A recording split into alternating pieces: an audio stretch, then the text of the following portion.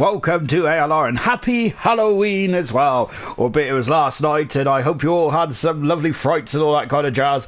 But tonight there's going to be a lot of frights on circuit, isn't there? Because goodness me, this is probably the toughest race on the ALR calendar. It is of course Singapore, 23 turns around this unforgiving circuit, street circuit as well. At Marina Bay as well. One of the toughest, I think it is the toughest challenge, isn't it? On the ALR calendar as well. Our lap record around here is actually set by Bradbury back in season 1. He did a 37.396, which is actually quicker than the lap record which is set by Kevin Magnussen back in 2018. Don't get to see Kevin Magnussen on the calendar on the lap record stats more often than not, do you? Goodness me.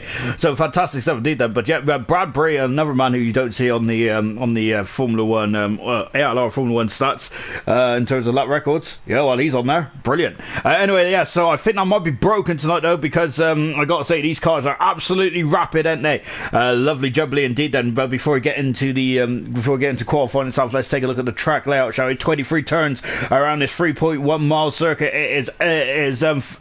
It is demanding, it is perilous, and it is very, very difficult indeed to finish this race. And of course, as we are near the equator, which I think is also near Malaysia as well, expect rain showers as well. So that just doesn't add to the dynamic of the track layout, also adds to the pitfalls and perils of this circuit as well. I love it. I don't love to drive it, I gotta say. It's probably one of the most difficult tracks on the calendar, isn't it? And it's a very tense time in the World Championship as well in gold, and that has led me nicely on to the drivers and the constructors standings, and it is Emerson who leads at the moment, 51 points in front of the double world champion Granty. This is a good opportunity tonight for Granty. Can he strike whilst Emerson is out? I think he's at, I don't know where he is, I think he's at Butlands.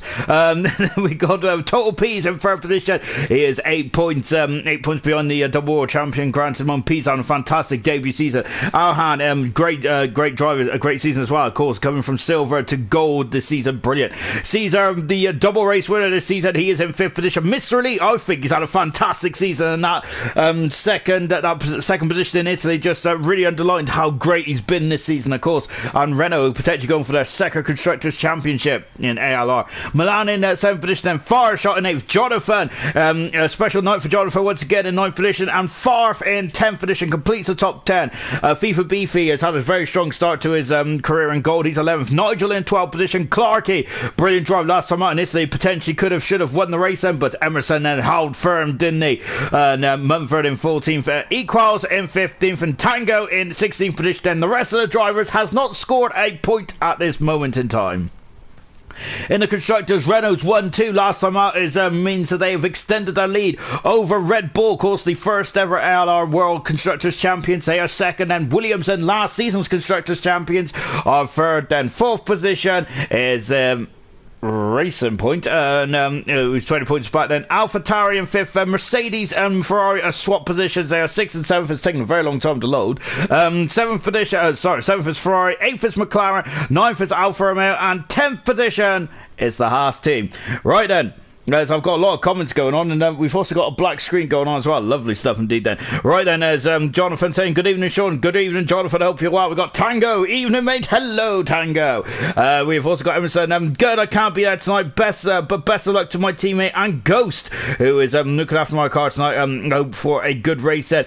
AL, they're saying, Sean. Oh, goodness me. As it looks like the Tango might have been the problem there, but hopefully it comes back in. AL, they're saying, Sean, what's up? And we've also got Gunnar saying, what's up? What's the crack, everyone then?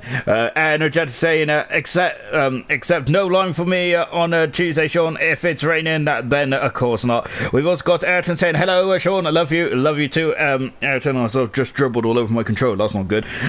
Taylor saying, let's go, Jono. Emerson saying, Centre Parks, not Butlins.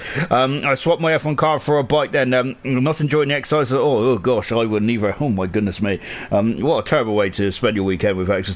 Equal saying good luck, Gold, and we've also got Formula Moments saying hello, everyone, and Gurman, lovely.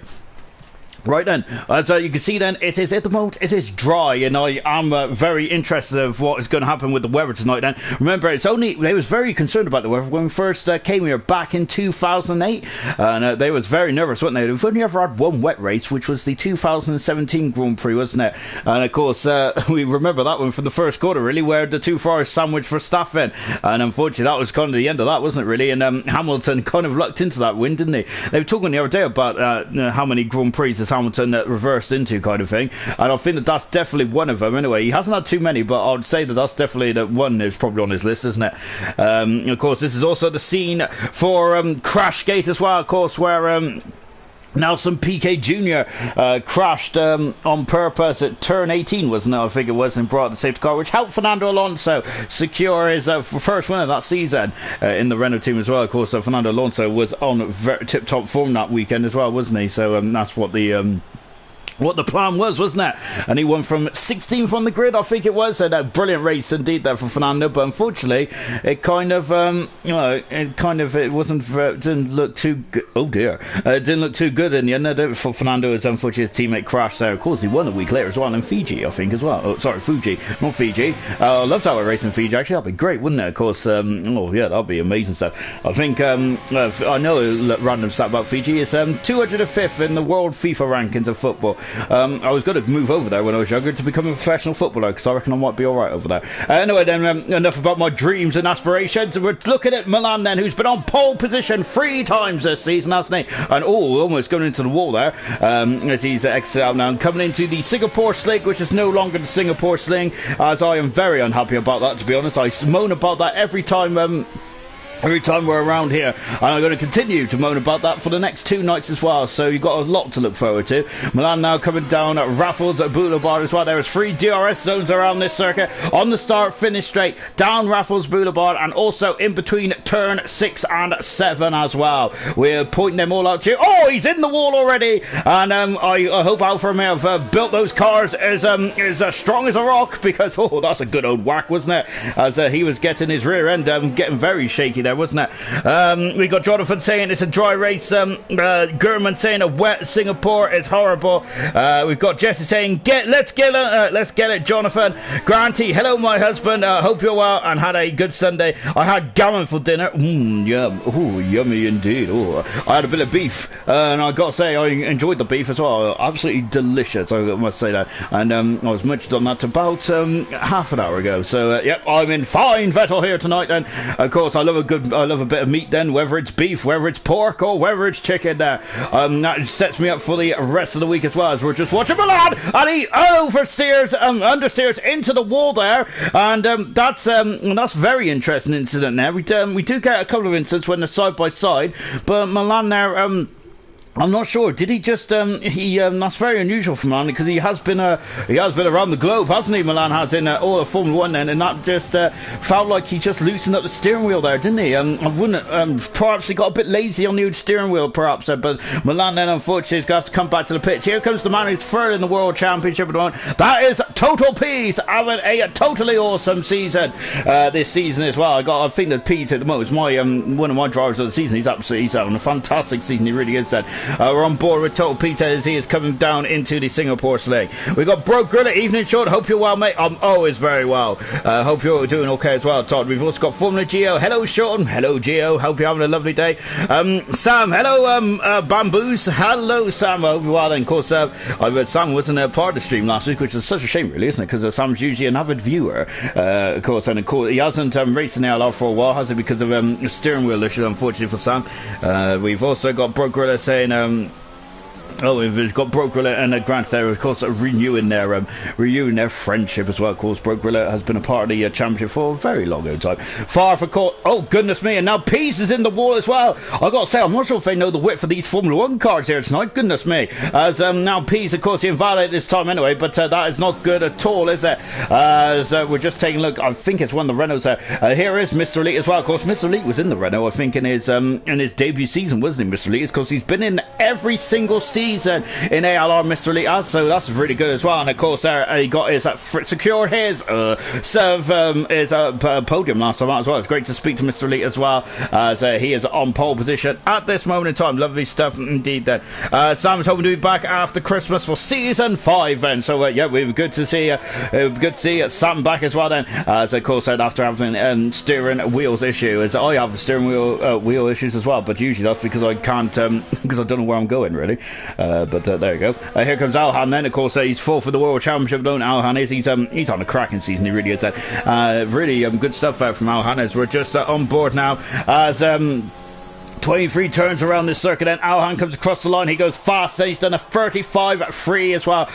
So good stuff indeed. And of course, Farf is not in qualifying. He's got a ban for no footage there. The naughty Ferrari driver that he is. And this is 61st Grand Prix start tonight, along with Nigel as well. And so they are the most experienced drivers in ALR Gold, but they are not the most experienced drivers in ALR altogether. That is Gunnar, who has 74 race starts in all of ALR, so that's a fantastic achievement. And he's only 16 Grand Prix away from reaching the 100. So when he reaches the 100, we're going to give him a almighty celebration there, and I hope he enjoys as well. Yeah, so he's got 16 more Grand Prix Gunnar has to reach 100 in all of ALR divisions. Fantastic. On board of Equals at the moment. Of course, Equals has started to really get his championship very much back rocking. Albeit he didn't score in Italy, but he scored a very good fifth position in Belgium, didn't he? On board the Alfa Romeo driver, his teammate has unfortunately had to come together with the wall, hasn't he? He comes through the final turn, then Mr. Elite does so, and he puts himself third fast at the moment. I apologise, that's Equals. They've both got E's in their names, isn't it? So that's my excuse anyway.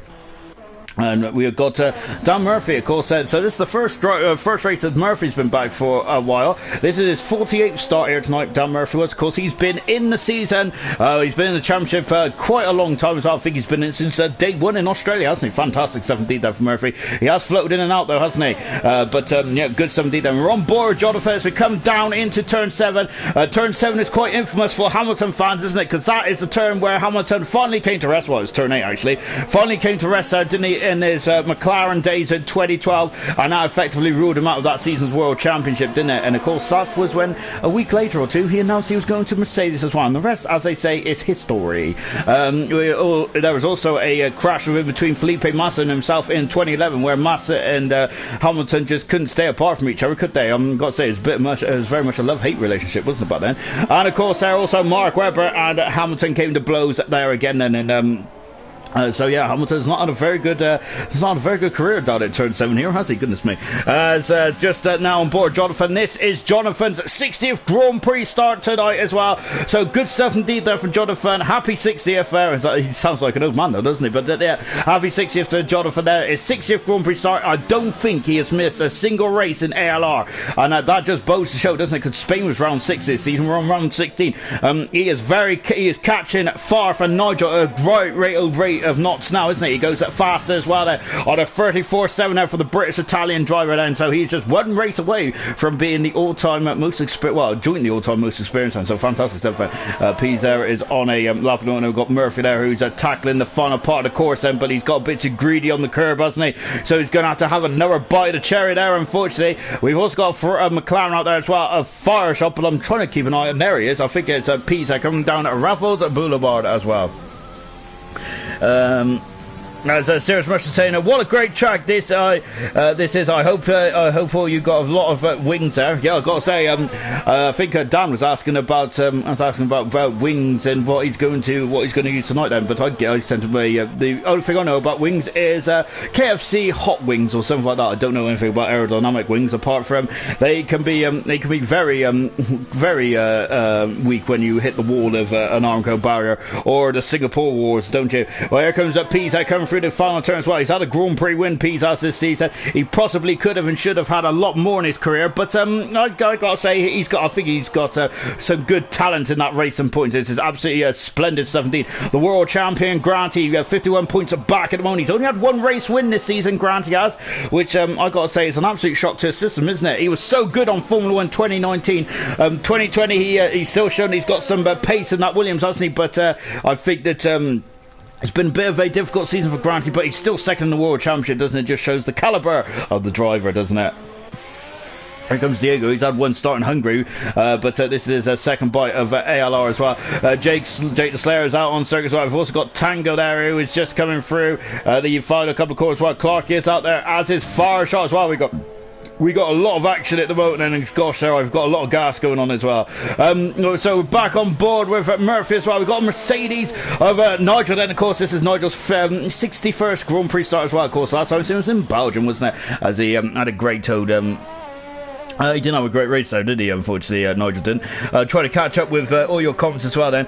And, yep, of course, unfortunately, Sam has got a problem with his wheel, which is why he's had to bow out of the season then. Formula Geo, is anyone going to watch the Spurs at Brighton game then? I might have to go to miss, unfortunately, as it's not really on top of my to-do list. As we've got Wilson, Slayer, I should say, not Wilson. There's too many Jakes, isn't there? Gosh, I'm going to get very confused. Just watching Clarkey, goodness me, Clarkey was fantastic in Italy last week, wasn't he? Very good performance indeed there from Clarkey. Really impressive indeed then. And that was his first podium of his career, wasn't it, Clarkey was? So hopefully the first of many as well. He finished third last week as well. So good stuff indeed there from the Alpha Tower driver. Total Piece is retired from the session. He is in the pit, so he is safe and sound then. And going through qualifying one then. As it stands at the moment anyway.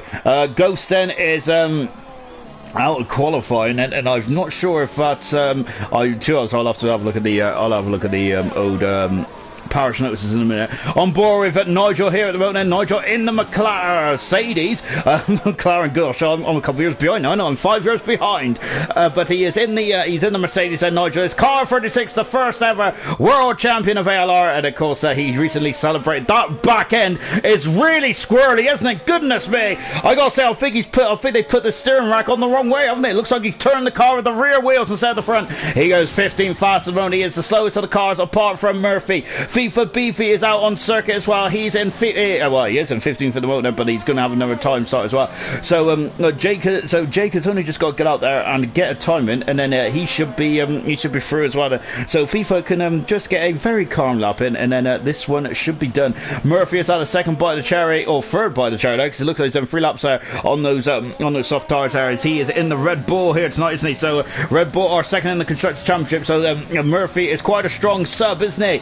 And I think that's going to be that could be very good indeed then. Granty also out of qualifying as well then. Is the guys that are through done their laps then and above 15th then should be happy to get through as well. And just taking a look as well then, just up and down the old comments then. What about Massa's sideways overtake there as Ghost Recon? Yes, that's a very good point indeed there. As Massa, I don't think it didn't start off as an overtake, did it? But Felipe Massa and I think it was Bruno Senna, wasn't it? It was Bruno Senna giving a bit of a squeeze over the Anderson Bridge there, and it was very squirrely over there, wasn't it? Yeah, Ghost said I've also crashed out as well. And that's the second week in a row I've missed someone crashing out. So sorry about that, Ghost, but yeah, he is out of qualifying, unfortunately. So Ghost then is the first into the wall, and he is driving the championship leader's car at this moment as well. So Emerson is going to be unhappy, isn't he? Not only has he had to do some exercise today, but his car is also in the wall. So that's not good at all. We're on board FIFA Beefy there as he is just coming down at Raffles Boulevard as well.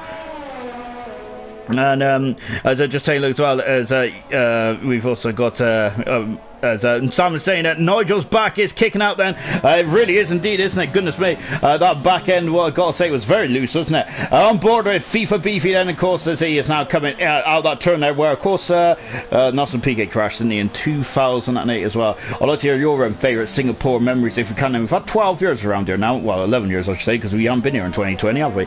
But, yeah, I'd like to hear your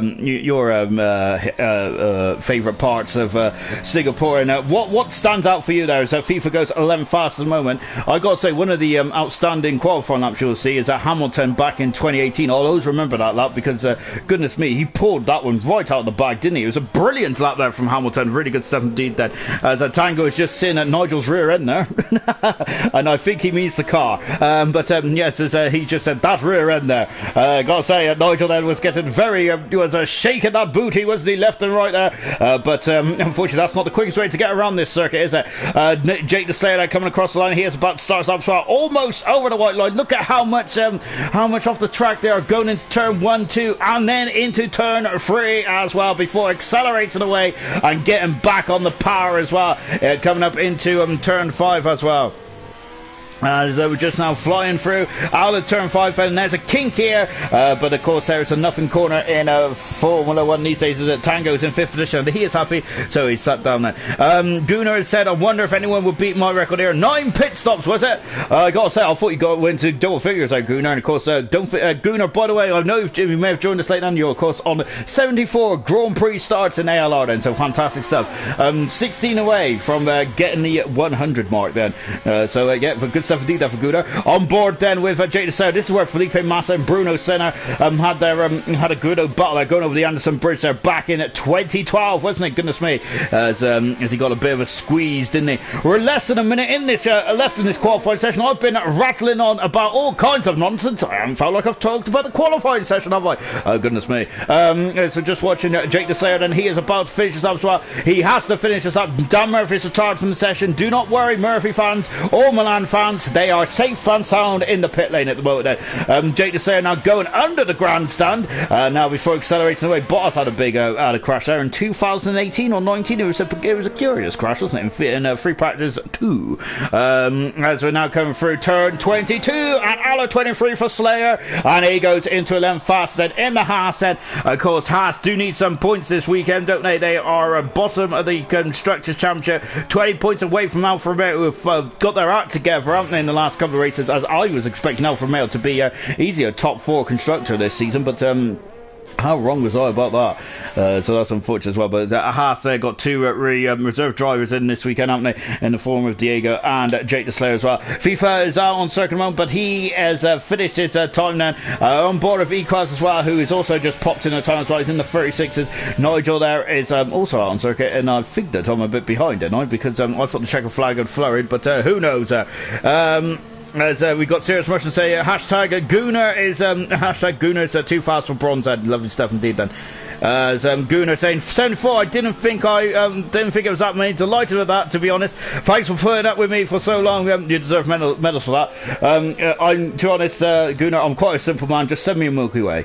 Just watching Nigel then, as he is of course coming out of the final turn as well. Of course, Nigel has been ever present in gold, hasn't he, since Canada season 1. More often than not, Nigel's been a brilliant ambassador for ALR, and of course I've really enjoyed every single part of the coverage that I've commentated on Nigel as well. I remember back in that debut race in Canada, he just turned up there and really shook things up in ALR. He was fantastic, wasn't he, right from the get-go.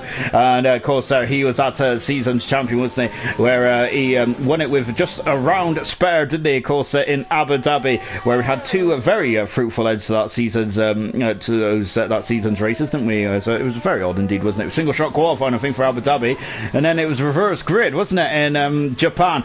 Of course, that was also the day where our man who is on his 60th Grand Prix start tonight, that is Jonathan, the British Italian driver, really announced himself in the world of ALR as well. Of course, he beat this man Nigel, and up until that point, as far as I can remember, Nigel had not been beaten in a straight fight on pace, and of course Jonathan there really put the squeeze on Nigel, and that was and Nigel made a mistake, didn't he, coming out of Dunlop, and that's how Jonathan secured his first race win as well. Fantastic 17. I just remember back in the in the chat after the race there, very delighted, wasn't he?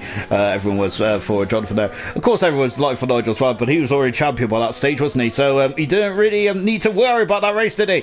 It's Gunnar saying as Gunnar there saying that my protege Nigel then. Well, Nigel down in 15th at the moment, and I'm not sure if Nigel's not going to be completely happy with that setup, because that back end is really not wanting to play ball, is it, with Nigel's front end there. That back end is, I got to say, that's a handful from Nigel. Goodness me, he's having fun out there, I suppose, but on the lap charts then, he's going to have a very difficult race here tonight, isn't he, for Nigel then, as he has just finished this up then, and that is done then. FIFA Beefy coming back into the pits as well. It's a very difficult pit in here, and also a very difficult exit as well. Wilson saying, evening all. Wondering how many times I'll get wing damage tomorrow then. Of course, then I would like to hear from the bronze and silver drivers actually to predict what's going to happen tomorrow for your race as well. I gotta say, I'm quietly confident that I reckon it'll probably rain it silver, because it seems to rain an awful lot on silver. Not too much in gold, does it? As now as the Red Bull coming back, it's just been wheeled back in on the dolly trolley there. I'm not sure about Tango's internet issues though. He seems to be in and out quite regularly. Gosh, that sounds like me in and out of the fridge. Anyway, then ALR qualifying then is Ghost, who made a mistake unfortunately in the Renault, and we got far out of qualifying as well. Qualifying ban there for not providing footage, which is I gotta say, that's tut there from Far. Of course, he's being an admin, he should surely know better. But of course, unfortunately, Far from down to 60th position. But I reckon Far probably did it on purpose, because he loves coming from the back, doesn't he? He's really strong coming through the field, isn't he? Far is, and he seems to have some really good races coming from the back there. And just take a look then. Jonathan saying the best race for me was Japan season 1. It was, of course, the finale, and it was a really good announcement there for Jonathan to come on to ALR stage there as well.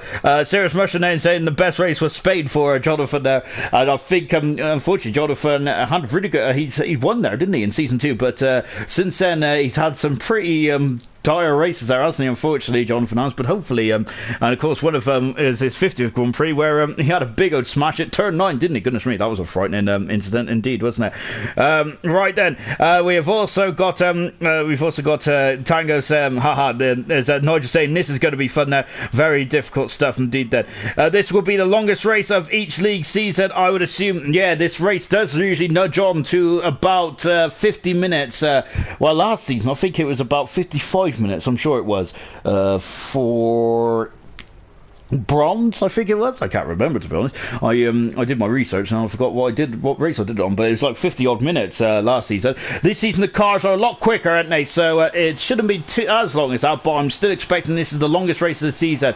Safety cars or not, it's such a slow average speed around here compared to every other race track on the calendar. So yeah, it's gonna be, and look at that then. We'll come back in a minute, because Milan there just showing us how difficult it is that pit exit is, and of course that's not going to be that's not very good at all, is it, there, to really come out of the pits. Rosberg, I was going to say Roscoe, of course, the bronze race driver. Rosberg there, of course, unfortunately got a penalty, didn't he, in 2009 there for flying out the pits there. Unfortunately, he was too quick, and he went over the white line, didn't he, unfortunately. That gave him a drive-through penalty, and of course, it may sound like a silly rule, but of course, it's all about safety and not the cars there trying to cut back across anyone. Remember in the 80s and early 90s, there wasn't any white lines, was there, to really define when you can come out of the pits there. So we did see a lot of drivers cutting across, didn't we, coming out of the pits then. On board with Milanese, he's coming over the Anderson Bridge now as well. Then, as we got Ghost saying Redbo to win bronze. Then, I think that's Redbo possibly could have and should have won the Dutch Grand Prix, didn't she, back in round 5? But unfortunately, safety car, and also she was very unlucky as well for internet connection there. That's a shame. Now, Clarkey saying I really do like Singapore. It's such a tight and technical track there. I think that if you like Clark is exactly right. Then, of course, technical, twisted, and evil as well. And I think it's absolutely, I gotta say, it's quite apt, isn't it, really, for it to be just after the Halloween night, isn't it? It's going to be very frightful indeed, isn't it, for these drivers? And all these, some of these drivers already touched the wall, and unfortunately, Ghost has already been in the wall as well. Milan, they're coming out of the final turn. He's about to start as well. He's been on pole position 3 times this season. Milan has never converted into a race win yet, but he has been very close, hasn't he, over the races this season. Can he go to better and get a race win as well? So sorry, I got distracted by that yellow flag there. We got Serious Merchant. This race is so damn long for 50% then. And as Gunnar saying, it does depend on how many SC cars we do bring out. Safety cars we bring out there as well. Right then, we've also got Serious Merchant. And then bronze will be long if Gunnar's driving then. Lovely banter, of course. I think that, I gotta say, Darren. Oh no! And he's in the wall! Milan is in the wall! He is out of qualifying! Oh, and that is the second major retirement in this qualifying session. Milan is out of qualifying, and that is a huge blow. The best he's going to start tonight is 13th, and this race is very difficult to overtake on this race circuit, and that is not good at all. He just got a racing point there coming through there. He is safely out the way there, isn't he? But of course, in real qualifying terms, this would be a red flag. What a shame there for Milan then, and he's on a very difficult period in the season, isn't he, Milan is? Hopefully he can have a good race then, but he's not very not going to be very good at all, as Sam there has just thrown his 2 pence worth in there, hasn't he? So that's a shame there for Milan, isn't he? He's out of qualifying. He is going to start, the highest he's going to start tonight is 13th then, and of course that is only if other drivers have issues as well. But what a shame for Milan, isn't it? And that's a huge blow, isn't it? I feel that this has been very much a learning season, isn't it, for Milan? I'm really next season though, for season 5 of Gold. I can't believe we're doing 5 seasons already to see in ALR. But season 5, I'm really expecting big things from Milan now, because he has got the pace. He's proven that time and time again. If he can cut out the mistakes here and there, then he is going to be a fine driver, isn't he? This man's already a fine driver in his debut season. Now it's P10, once again shows he's got pace there on medium tires as well. He is fastest so far. We got Mr. Elite then, of course. He's on a high since Italy, and lovely shot here from Mr. Elite. Beautiful. Tango in second position, then the AlphaTauri. And good stuff indeed there for Tango. I think we got the second AlphaTauri coming in the pits there. Clarkey has had a moment somewhere. We're just watching Jonathan there, who's invalidated his time, so he's coming back in the pits as well. The British Italian driver, car 25 on his 60th race start tonight as well. Nigel's out on circuit as well. Alhan is not messing about though. He's coming down Raffles Boulevard here, and he is on soft tires, so he's the only man out there at the moment, according to the graphic on the right hand side.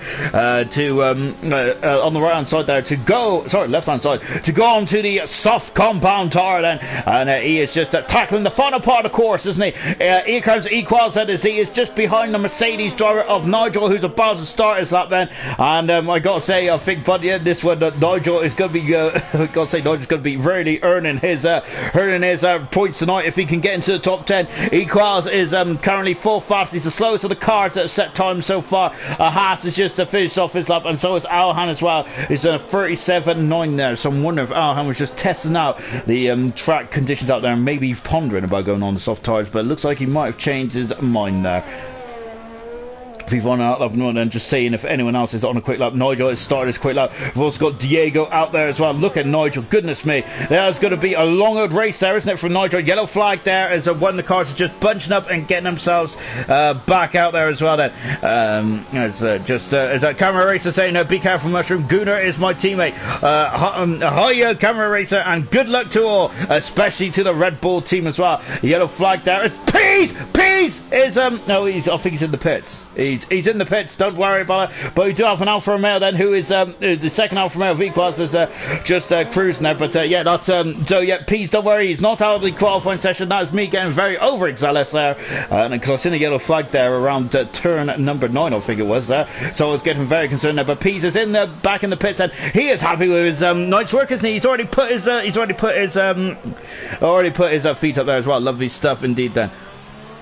And just now on board then, Jonathan saying that that's his best crash of all time in ALR there for quite a season. Goodness me, it was an absolute doozy, wasn't it? On board Nigel then, as he comes out of turn 21 into 22 and 23 to one Mercedes driver, accelerates away. He goes second fast. That's a much better time there from Nigel. Good stuff indeed then. We got a Haas coming through the final corner as well. Here is Diego then. Oh, he's run wide there, and he is invalidated this time as well, Nigel, so that's not good at all. Alhan coming back into the pits, and we've got an Alfa Romeo also cruising back as well. There's only one Alfa Romeo left in this session. What about Fireshot? What is he doing then? And Equals is just parked on the inside of turn 17 there, I think it was.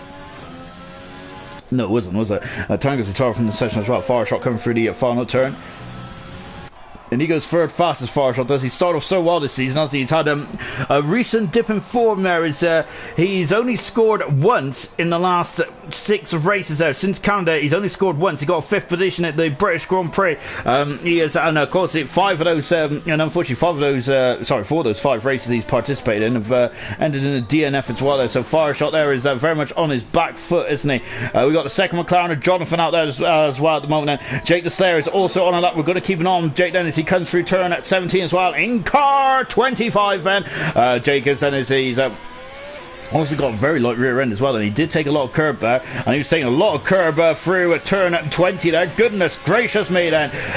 Now he comes into 22, and now into 23, and Slayer goes into 5th fast at the moment now. Every time I say Slayer, I just think of that, I think it was that Halo game, wasn't it? Slayer mode, or something like that there. But, oh gosh, there, I said an Xbox game now, you're going to be booing me out of the building if I'm not careful. We got Granty then, of course. This is a night where he needs to really capitalise, doesn't he? As we've already mentioned, he only had 1 race win this season. Grant has. I remember last season, I think he had 9 race wins, didn't he? A really good season last season there for Granty. But of course, he had 17 podiums there, and that is what won him the championship. Oh, he's brushed the barrier there. Of course, you have to get right up against that wall, though, don't you? If you want a good lap, then Granty out the final turn. He goes 2nd fast there, and a whisker away from Total P's there. As Granty there, it looks like at the moment he is 2nd in the pecking order as it stands at the moment. Murphy there is out on track at the moment. FIFA is also out as well. We got Clarkey, I think, then, who's coming through the final couple of turns as well. He is on board with Clarkey. Can he get his 2nd podium of the of the season as well? We've got Cirrus Merchant there, who's cheering on there, the Williams team. AlphaTauri has gone at 2nd fast at the moment. Good stuff indeed there. We've got both McLarens then, the only teams out there at the moment, but Jonathan is invalidated this time again there, and pressure is starting to mount on Jonathan. It's a very long lap around here, isn't it? It is. We're doing the average times there of almost 95 odd seconds, aren't we? And of course that's on a quick lap as well. Jonathan back in the pits there. He's only going to have time for one more run then. Murphy, it looks like he's trying to get warm up in those tires. Now Alhan, of course, I think he was having a banker lap, wasn't he, on the his opening attempt there. He is going out again then, and he is on the medium tires then. So Murphy then is going a bit slow. Well, don't worry, Dan Murphy fans there.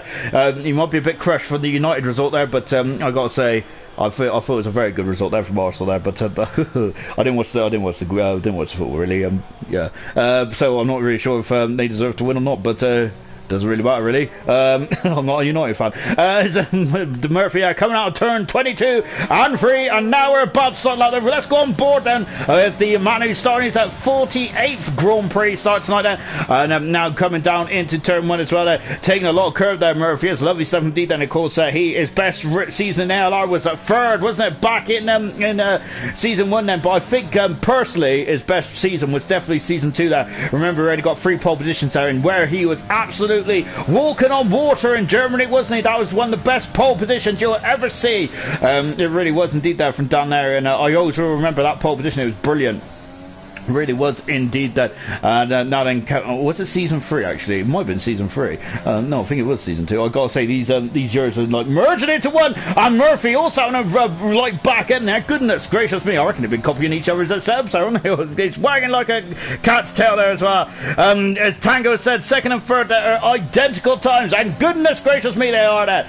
Clarkey should have probably got 3rd there rather than 2nd, because Granty there got the time first, and so it should be the other way around, but it won't matter at this stage of proceedings. It might matter later on though if we get identical times. Remember if anyone remembers the 1997 European Grand Prix at Jerez, of course that was when we had 3 cars setting the exact same time for pole position areas. Fredson, Michael Schumacher and Jacques Villeneuve, wasn't it? That was a cracking qualifying session as well. I think Damon Hill was 4th as well, in a very unusual end to the 97 season. Of course that end of the race was meant to be the Portuguese Grand Prix, wasn't it? But of course that was taken off the calendar until this season there.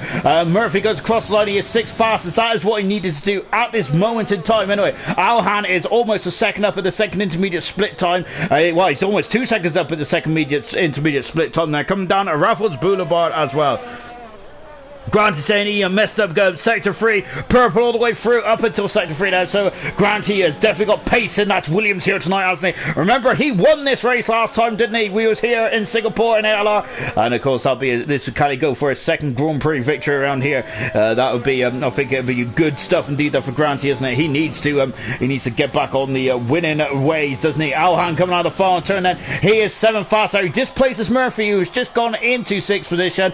So Murphy dropping down 7th now. It's all Red Bull, 4th row at the moment. Good stuff indeed there. But we are far from done, and we equals then at the moment. Granty is retired from the session there, as he feels very happy that Farshot's also retired as well. It's great to see Farshot up there in the thick of things as well.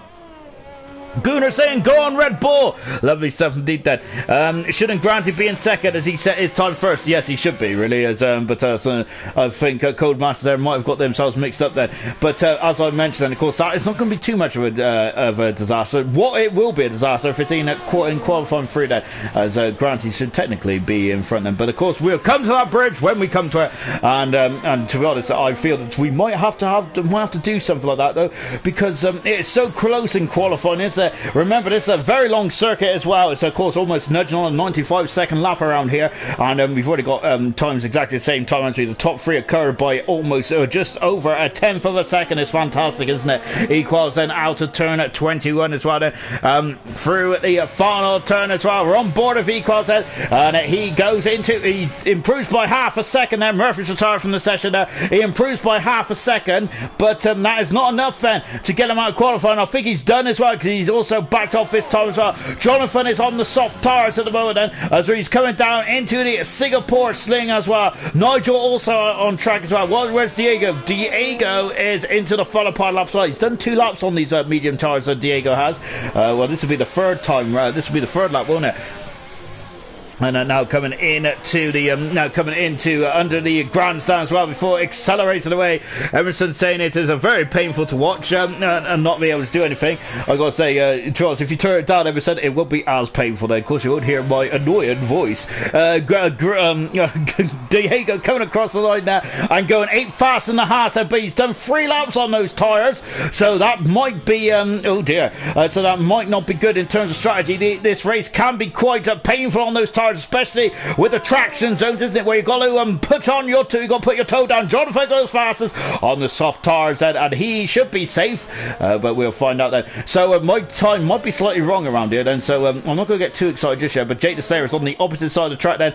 We're just watching Nigel then coming out of the final turn. He's on soft tyres. Well, let's go on board with Nigel, shall we, as he is about to start his lap as well then, as he comes down into turn 1 and turn 2 as well. So Clark is saying, I think it goes by sector times. I was quicker in sector 1 and 3, so I get the upper hand then. So Clark, oh, Nigel's in the wall. He hasn't damaged the end plate, I don't think, but goodness me, that was a wallop, wasn't it, there from Nigel? Getting a bit too close and personal to that wall there out of turn 5. Goodness gracious me then. I've got to say, they do build them strong in Brackley, don't they? Oh, good gosh there. But Nigel, I've got to say there, just a glance, it only a glance and blow to the wall.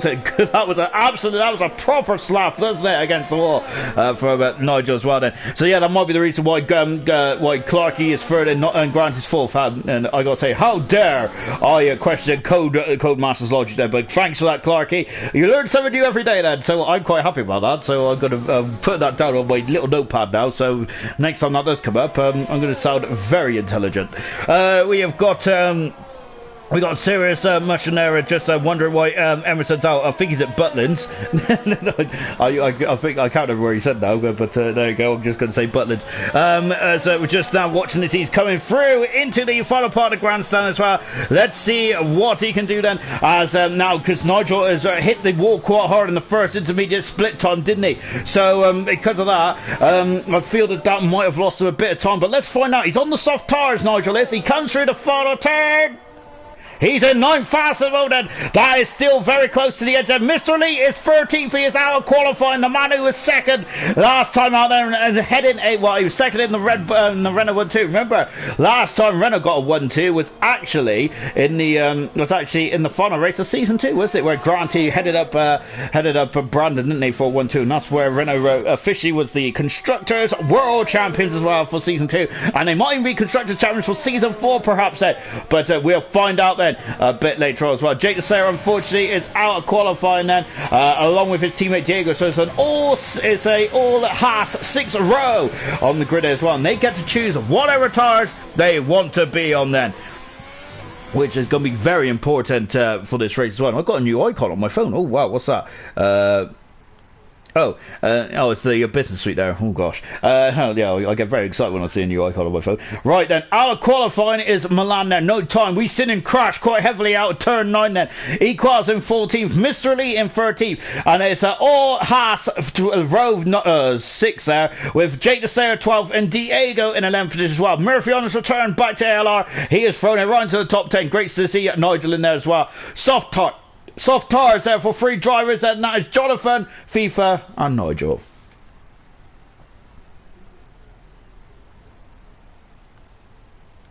Formula Moment saying it should have gone soft, but wouldn't have been P8 Max anyway. Then, but then again, you do get to choose whatever tires you start the race on, don't you? Which might be a strategical advantage around here, of course. But there's going to be safety cars. It is going to be a fantastic race. I have no doubt about that. It is going to be a it's going to be a marathon, isn't it? Of course, we had a sprint last week, didn't we? And we finished fairly early. I didn't know what to do with myself. I had a game on FIFA. Gosh. I don't feel I'll be having that tonight then. I am expected for a long old night around here, as it is going to be very difficult indeed. Sam has asked a very important question here, and I think, unfortunately, I don't really like to give my opinion, because every time I say who's going to win this race or win any race, I usually get it wrong, because I give them the commentator's curse there. But Sam has asked me, who do I think is going to win this race then? Well, I got to say, there's a lot of talent in this field, and once again, isn't there? You got to look at Total Peas for one, don't you? Of course, he has already been a race winner this season. You can't discount out the double world champion as well, which is this man Granty. Alhan has been really floating in and out, hasn't he? I'm wondering now if he can get his starts perfect, maybe he could be on course for a podium or even a race win as well. Alhan in the last 2 races had nightmare starts, hasn't he? Especially in Hungary, he just dropped right down the order, didn't he? Jonathan Cox, a former race winner as well. He hasn't won in over a season and a half now. Can he get himself back on the top step?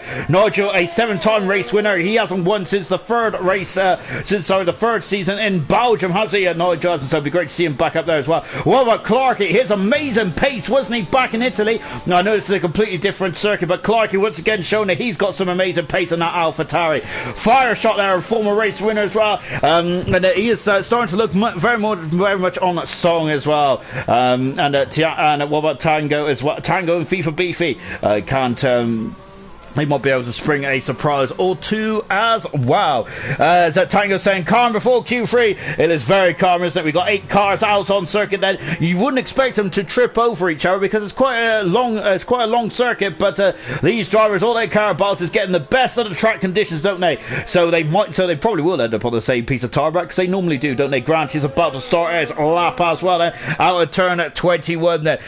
Serious Russian saying, their medium times are insane. They really are. Equals to saying so fast then. Really is indeed. There's Granty coming across the line, and he's about to start his lap as well.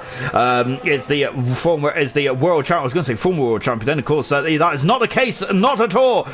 He was on pole position in Azerbaijan, wasn't he? Round 8 of the season then. Granty, can he get his second pole position? Of course that was a street circuit as well, but it's a very different characteristics from Baku, and here in the Marina Bay then. Coming into turn 7 as well, he's done a 26.3 to start off his first time then in the Williams there. For some reason I was going to say racing point, but I don't have a clue why. Out of turn 8 as well. Of course, Schumacher had a big old smash there with Jean-Eric Vergne, the double world champion of Formula E. Gosh, how things have changed, haven't they? And just on board as well, Equals has just said good luck there to Serious Mushroom. Of course, Serious Mushroom is Grant eager, get on the power, maybe a bit too eager there. He's got a car in front of him. Of course, it's the man who he took over as the champion, and didn't he? Of course, he took that championship off Nigel. Nigel, as they're coming down Raffles Boulevard as well. Grant just taking a bit of slipstream there off Nigel as well. We got 2 cars back in the pits there, Granty and Fireshot. I thought we had every car out almost, but yeah, someone must have come back into the pits there. Granty into the final sector as well, and this is very difficult, isn't it? It's about point and squirt in this final sector as well then. Going underneath the grandstand as well then before accelerates it away out of turn 18 into 19 and 20. Well, Tango's left for session, and I've completely ruined my corner numbers. Out of 22, out of 23, and Granty goes on pole position there by a full of 33.4 at the moment then. What about Pease then? And of course that is just a Pease coming out of turn 21 as well. He is harvesting, he's run out of deployment, and is that going to be costly? No, it's not. He's on pole position out by a 43.7. My goodness me, that's a great time indeed then. FIFA is coming through turn 22. He's out of the final turn as well. FIFA goes into third fast at the moment. What about the McLaren there? Jonathan goes second fast at the moment. He's on the front row of the grid. Good some indeed there. Here comes Murphy. He's invalidated this time. Then Tango is back in the session then. Alhan now is getting a bit squirrely out of 21 then. Into the final double left-hander as well.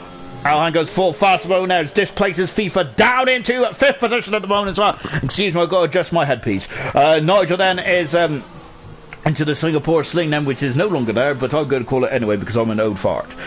Just watching Nigel there coming over the Anderson Bridge there, and coming breaking down then onto Raffles Boulevard as well. And there's Tango. I had to do it when I was on the lap as well. Then so Tango there. That's such a shame. And hopefully Tango will get that sorted before the race then, as that is not going to be very good at all. Is it? Nigel there is second intermediate split time was solid, wasn't it? From the former champion. Of course, the signature green helmet there for Nigel, isn't it? Of course, black and green there. He also usually has a hint of yellow on there as well. And there it is as well. I had to go on board because I thought he changed his helmet. And now out to 21 as well. Look at this. This is an adventure every lap, isn't it, for Nigel? I've got to say, if he gets to the end of these 30 laps tonight, then that is going to be a heroic effort there with that setup of that car. He goes sixth fast at the moment there. He's the slowest of the times so far. Not Murphy there is just coming out of turn 15 there. Clark is just starting this lap as well. So we're going to keep an eye on the sister team, which is the Red Bull of Dan Murphy there as well. And of course, he hasn't raced for a number of races, has he, Murphy? But it's great to see him back in action here tonight as well. And now under the we got Yo Flights floating in front of us. Is one of the McLaren Sarah's Jonathan, who is second on the grid at the moment, isn't he? Of course, he has got the most pole positions in his ALR history. And Murphy has got too greedy out of 21 there, taking too much curve, and he is back into the pits now. That's a shame now for Murphy, isn't it? So back on board with Tango, with Clarkey here then, as he is now coming up to the Anderson Bridge then. Tango's left for session again then, so he's had major issues there in the AlphaTauri. Remember, we've already said about AlphaTauri needing as many points as possible. There's Equal saying his Tango back. He was back, but he's gone again. As Clarkey comes down at Raffles Boulevard right now. Then lovely stuff indeed. That as Gunnar saying, get off Dan before I jinx him. Well, it's too late, as he just said as well then. Before Gunnar can even write that comment, I already jinxed him. Now Clarkey there is coming in to under the grandstand, I should say then. If he was under the Anderson Bridge there, I think he'd be in the water, wouldn't he? So I don't think that's where he wants to be, is it? Oh, look at that. Look how close he gets to the wall there. Fantastic. Out of turn 22, out of 23, and where does Clarkey goes? He's third at the moment. He's sharing the second row there with at the moment. Interesting stuff there with 5 minutes to go then. He is going to have to really get a move on, isn't he? Because otherwise he is not going to be able to have a second time in, is he? Nigel coming back into the pits as well. And of course, you cannot be overzealous coming into this pits, because if you overshoot, you're going to get a 5-second penalty straight from the get-go, which is quite harsh, isn't it? But well, that's just Codemasters, isn't it? Mercedes mechanics there are just putting him back on the dolly wheels there, and he is now going to be wheeled back in the pit lane. Tango there is he's very much on his back foot, isn't he? In terms of he hasn't had a time run so far in his qualifying free time, so he's just going to have to go out there and nail it. Same with Farshot as well, and Dan Murphy there, 8th, 9th, and 10th position at the moment. Then they are really going to have to get a move on as well. Just watching Clarkey, who is goodness me then. Oh, I thought he's in the water. This is fantastic, isn't it, for Clarkey? This is not a quick lap either. He is racing just to get back to the pits, isn't he?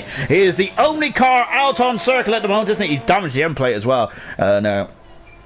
Gunnar saying some unreal times being set. Remember, right at the beginning of this stream, right at the beginning of the broadcast, we was talking about the fastest lap which was set by Bradfield, and we're already 4 seconds quicker than that. It's absolutely fantastic, isn't it? We're using the 37s. Absolutely fantastic indeed, isn't it?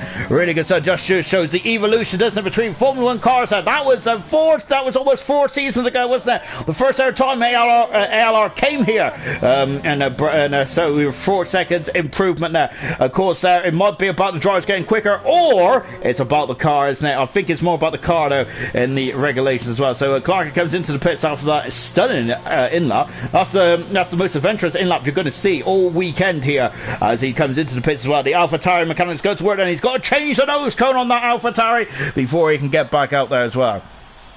Tango is saying one day I'll have a PS4 that works properly, and there's a serious message saying go on Tango, bang it on pole position there.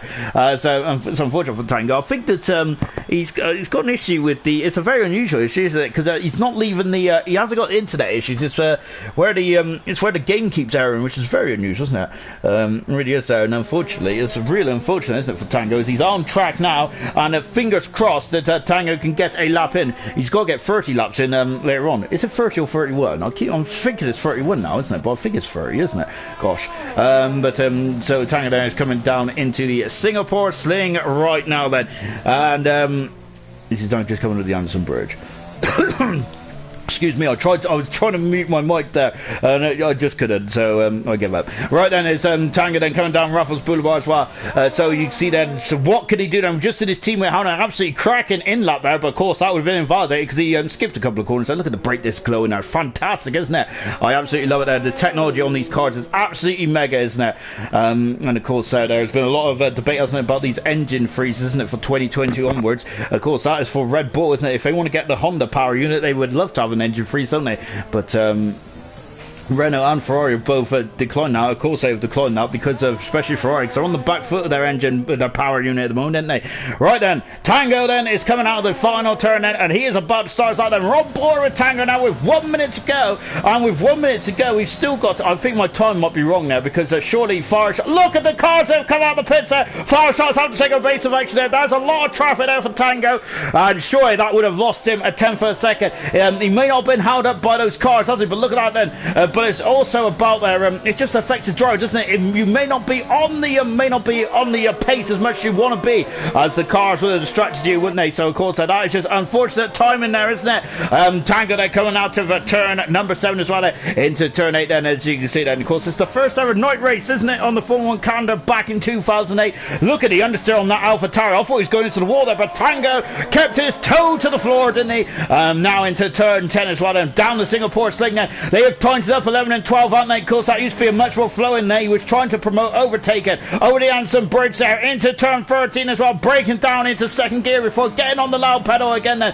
DRS right on the minute then, as we come down at Raffles Boulevard now then into turn 14. Look at the road markings there. You can tell that every other time of the year this track is just a normal road then, but this day it is about ALR, it's about Formula 1, and that is what we're doing tonight then. And who is going to team the street circuit here in Singapore and Marina Bay then? Tango now going under the grandstand once again. Lovely stuff indeed. You've had a couple of cars crash over the years there. Of course, Noreen Carter-Kane, Daniel Ricciardo, there's a who's who. I think Bruno Senna was also on the wall as well one year. Oh, it's Grant again, getting very light on the rear there. Tango on the final turn. Tango is second fast. He's on the front row then of the grid then. Has he got time for one more run? Well, he has got time for one more run, but has he got the fuel is what I was meant to say there. And he's going to go for another bite of cherry as well. Jonathan coming out of the final turn as well. Of course, that shows that my time is completely not synced there, which is a standard stuff really in ALR, isn't it? And Murphy, look at the traffic there. Look at the traffic here then, and the goodness me, and these cars, this is as we mentioned already there, and look, oh, it into the wall there goes off for McLaren. Who is it?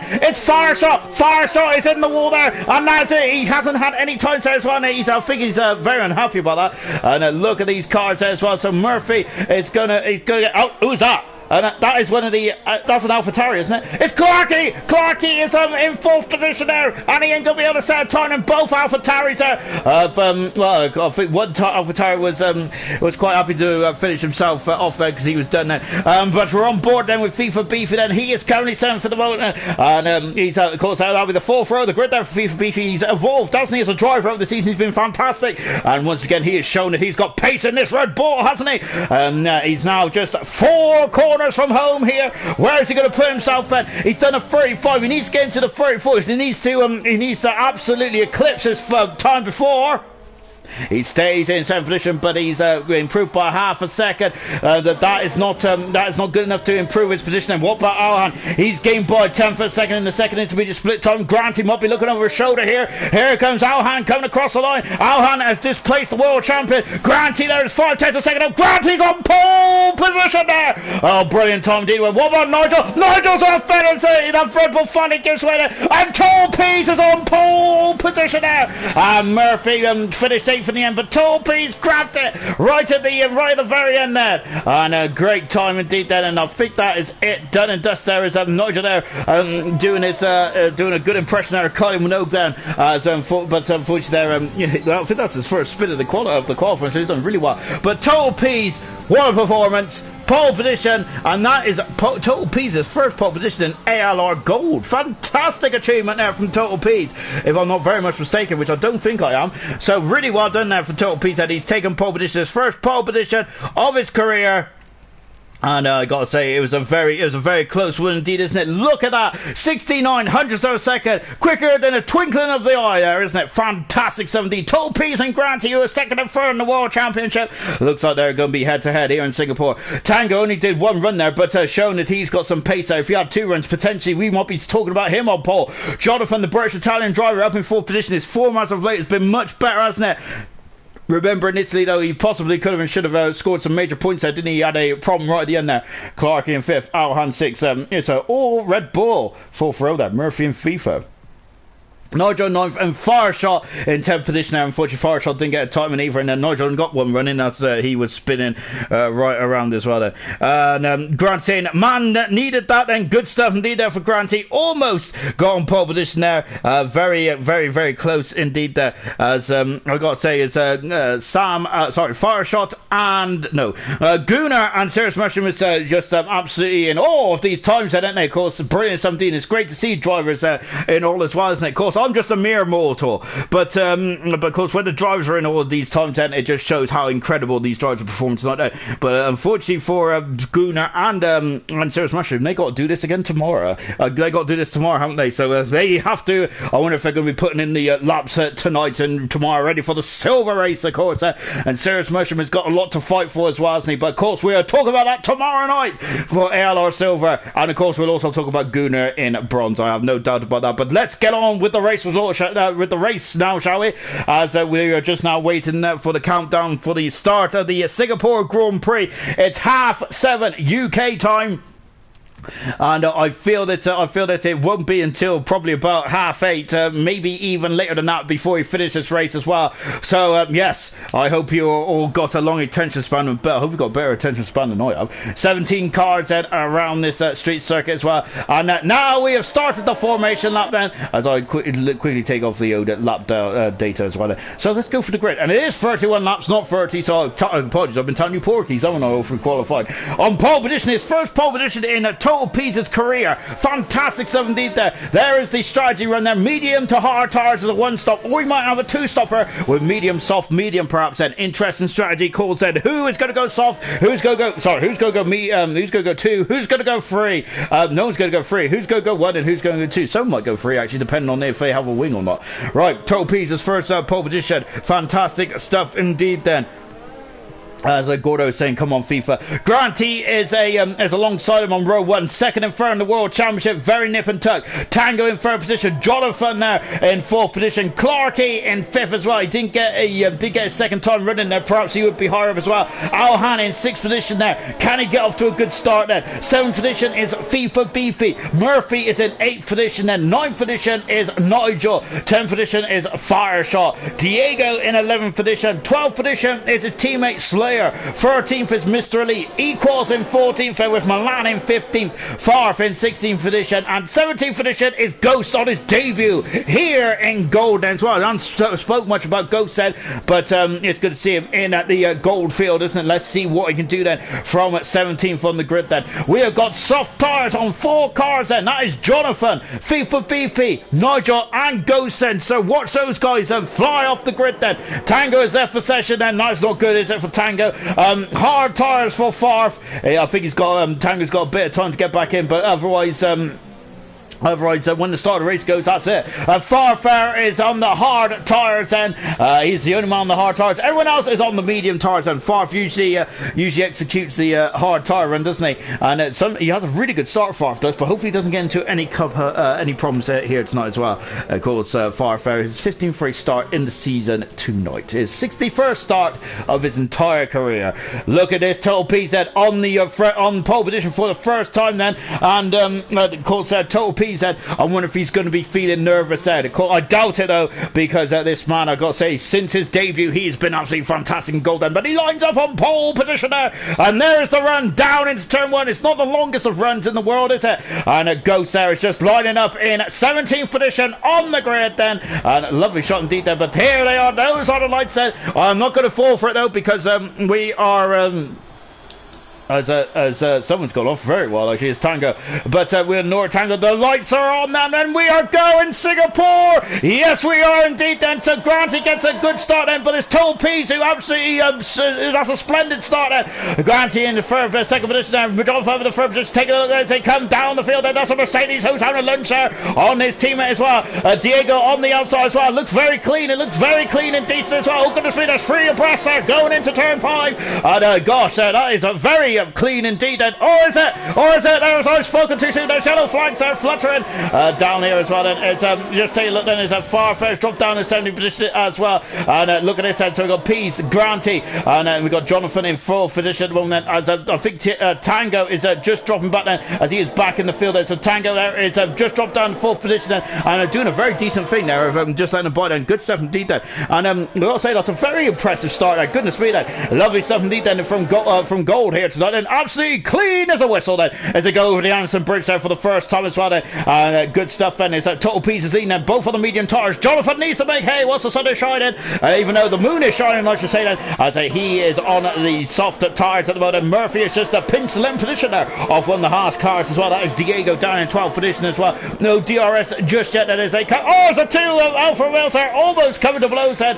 I don't know. I have no idea what's going on tonight. Equals has dropped down in 70th position as well in the Alfa Romeo. Look at this, it's a Lionel Stewart as they come through to complete one lap here in Singapore. That is how long this lap is, isn't it? And goodness me then. Oh, is that Total Piece getting squirrely? But it looks like he has the looks like he has the legs over the rest of the field at the moment then. Lap 1 completed then. The gap is 7/10 of a second then. As look at these. Oh my gosh then! And that's a Mercedes in the wall and quite a right now. That's Nigel. Nigel has gone in the wall then. He has been struggling there since qualifying. There's some major issues there on the Nigel's out of the race there, and he's hit the wall. It's a safety car, and that wheel just fell off there. Sam had the same feeling, didn't he, in the Dutch Grand Prix? Nigel out of the race, and what a shame there for the former champion. And that's a safety car straight from the get-go as well. It's such a clean start, and then it's all gone wrong there for Nigel there. And I think that Nigel's wheel just fell off there. So it's unfortunate there for Nigel, isn't it? He's out of this race. Then he had it looks like he had issues in qualifying, didn't he? And that setup on that Mercedes was very lively, to say the least, wasn't it? So not good at all there for Nigel, is it? So up 4 positions, Mr. Elite, and had a cracking start there off the grid then. Lovely stuff indeed there for Mr. Elite. He's gone up 4 positions there. Ghost is also up 3 positions as well on his debut. Good stuff indeed there for Ghost said. Biggest, unfortunately, Nigel has dropped down 8 positions, but he's out of the race then. Apart from that, they're all status quo really. Equals has dropped down 2 positions, and Murphy also on a bad start as well. Also down 2 positions as well. Fireshot moving up 2. Lovely stuff indeed. And Jonathan also on the podium positions at the moment in time then. Sarah's motion then. Nigel's back end fell off there. Gosh, there it really fell off, didn't it? Burn Mylander is just waiting for these cars then out of the exit of turn 3, and it's a very good time now to just take stock, shall we then? So not much has changed then from qualifying and the opening laps of the race then. Total Pease is leading there with Grant in second, Jonathan in third, then Tango in 4th position there. 5th position is Clarkey, both Alpha Tires right up there. FIFA in 6th position then. He's on the soft tires. FIFA is Jonathan and FIFA, the only men in the top 10 on those soft tires. Alhan is 7th, Fire shot in 8th position, Mr. Lee in 9th, and Dan Murphy completes the top 10 then, as Jonathan is in the pits then, as coming in the pits there, straight away, and wonder if FIFA's going to do the same now. So this might be a free pit stop then for these guys then. They're coming in the pits and look at those orange overalls. The Red Bull mechanics are on the pits as well. That's for FIFA Beefy, and Jonathan is going on to the medium compound tires then as well then. So Jonathan then is now on the medium tires then, and away goes then. Also we got Ghost in the pits as well. So anyone who's on the soft tires, it looks like they've got rid of those soft tires. Farf has got rid of the hard tires, interestingly enough then. So obviously those hard tires were not too good for Farf. He is on the medium tires as well, and look how close Ghost and Farf was there. Goodness me then. Ghost, a former Ferrari driver in the silver division. Remember, Ghost won the Dutch Grand Prix, didn't he, earlier on this season as well? But he's coming out of the pits now. Surprised the soft runners went on to medium now from Serious Russia. I'm surprised as well. I thought they would have gone for a longer run. Everyone's on the medium tires now in the field then. I'm wondering if the hard tires is not a very good race tire then, perhaps. Then. Of course, these guys would have been doing practice, of course, then in the build-up to this race. And, of course, they would have been doing some tire testing. But by the looks, the hard tires at this night is not doing too well. This is not biting into the circuit, is it? 4 cars have been in the pits, and I don't think there's any damage on that opening lap then, apart from, of course, Narju's out of the race. And so very squeaky bum there, as a Tango is left for session, and he is now in the third position, so that's not good at all for Tango. Emerson there, people who didn't start on the medium tire should easily be able to do medium to the end then. Good, interesting stuff there from Emerson there, so lovely stuff indeed there. It's great to have Emerson in the comment section, but it would be better to see him on the circuit, and we will see him back on the circuit in the Russian Grand Prix in a week's time, of course, then, if he ever gets back from Pontings. Right then, as we're on lap 3 then, Burt Mylander's out at the moment. Hopefully it should be a short safety car before we get back racing again then. There's a Formula moment saying, why do people treat the safety car like a race? They keep the space set. Yeah, of course, that's why you get pelted, really, if you're tailgated. And I think Granty's got damage, has he? No, he hasn't. It's all right. Yeah, I'm sure I didn't see the Williams Tango's back in the session there. I'm seeing things now. I don't know what's wrong with it. I think it's that beef. Anyway, then. So when it's a safety car come in, it's not coming in the end of this lap then. And this is a very late call from race control, but I don't think it will be, as the safety car is staying up then as well then. And now we're just coming through the final turn as well. Chucky has just said, "Good evening, everyone." Hello, Chucky, a former constructors world champion with the Red Bull, wasn't he? Chucky was, so good stuff indeed there to see him in the comments as well. So lovely stuff indeed. And we've also got Emerson saying, got to come back from at Centre Parks. We were bang in rush as well. Of course, Emerson's got a championship lead of 51 points at the moment there. Of course, that is what they're all fighting for. That is the prize. Lovely shot there from the rear wing, by the way. That is what they're fighting for, isn't it? Is the championship as well. Granty, of course, was the undisputed king in Formula 1 2019, wasn't he? This season has been a bit more difficult, hasn't it? And Total Pizza, this is debut in ALR, and goodness me, he's really ripping up the form. But he got his first pole position tonight, and he's already had his first race win as well. But it's been his consistency which has been quite scary, hasn't it? He has had 7 podiums. There's only one man who's had more podiums than that, and that is, of course, the championship leader. So there's Pizza that is just wrapping in those podiums. He's also had 3 fastest laps as well, which also counts as a bonus point as well. So that is where Pease is just racking up the points as well, isn't it? Of course, he's a bit of a points machine, isn't he? But Pease at the moment there as well. It's a good sum there. If he can get a couple more wins, then he's definitely going to be a championship challenger at the end of the season, or maybe even next season. I'm looking forward to see what Pease could do when he has a good old fist of this league next season. Of course, he hadn't started 2 races, did he? As Total Pease didn't. Of course, he didn't start in the Bahrain Grand Prix nor in the Monaco Grand Prix either. But of course, but as he's coming over the Anderson Bridge now, I think that hopefully the safety car will be back in. We're on board with Farf. He is on the medium tires at the moment now. He's up into 16th position at the moment. We're going to see if those guys on fresh medium tyres and what they're going to do now then. Safety cars hitting the end this lap then, so they got plenty of time then to work out what they're going to do at the restart as well then, as we're just now about to get going as well. And let's see what they can do then. And look at this, Total Pizza just really trying to warm up those tyres, isn't he? On that racing point then, we're about to get racing now as Bernd Molander has disappeared off into the moonlight as well. And here we go then. So you can see, look how calm it is there at the moment now. It's a bit too calm. It's calm before the storm, isn't it? Here we've only had 1 race on that. We've only had 22 corners of racing so far. Let's see what we can do now then. Sam is saying, "Come on, hurry up! The safety car is too slow as well." Well, Serious Mushroom was also a very serious question about if there's a centre parked in Russia.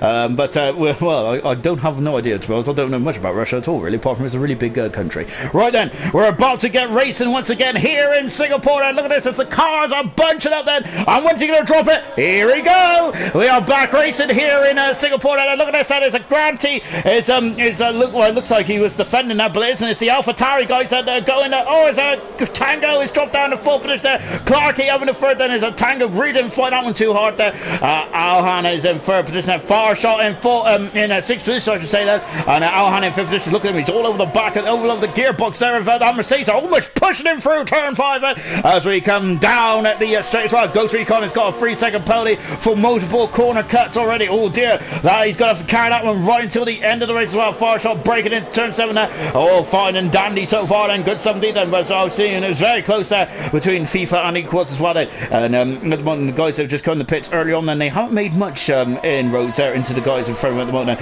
The gap at the front there is at 3/10 of a second at the moment. They're on board with Fire Shot as we come into Singapore Sling. Look in the background there. Murphy there is very much under the caution at the moment, isn't he? From Diego in fourth. The ninth for this shit at the moment. Goodness me then. As locking up the front right there with Diego. So look at this, that is Mr. Elite there, doing a very good job for Renault once again, isn't he? It's also McLaren there, who's trying to sneak by there, and it's Jonathan there, and Jonathan there is right underneath the gearbox and going down Raffles Boulevard. The McLaren driver is sneaking on the inside. He passes and moves past Milan as well, but Milan there is coming back out on there, but Jonathan has the right away there. Oh my gosh there, and I've had a trim, and of course there's Farshot's got a 3-second penalty. Oh my gosh there, he has gone into the wall, and then Jonathan has damaged the end plate. That's not good at all for the British. Oh, and we've also had some more interest in oh dear, as Milan there is really defending for all his warfare. Oh gosh, good gosh there as well. And oh gosh, and into the pits there comes Milan there. As Milan got damaged, he has got damage on the end plate, so he comes into the pits there.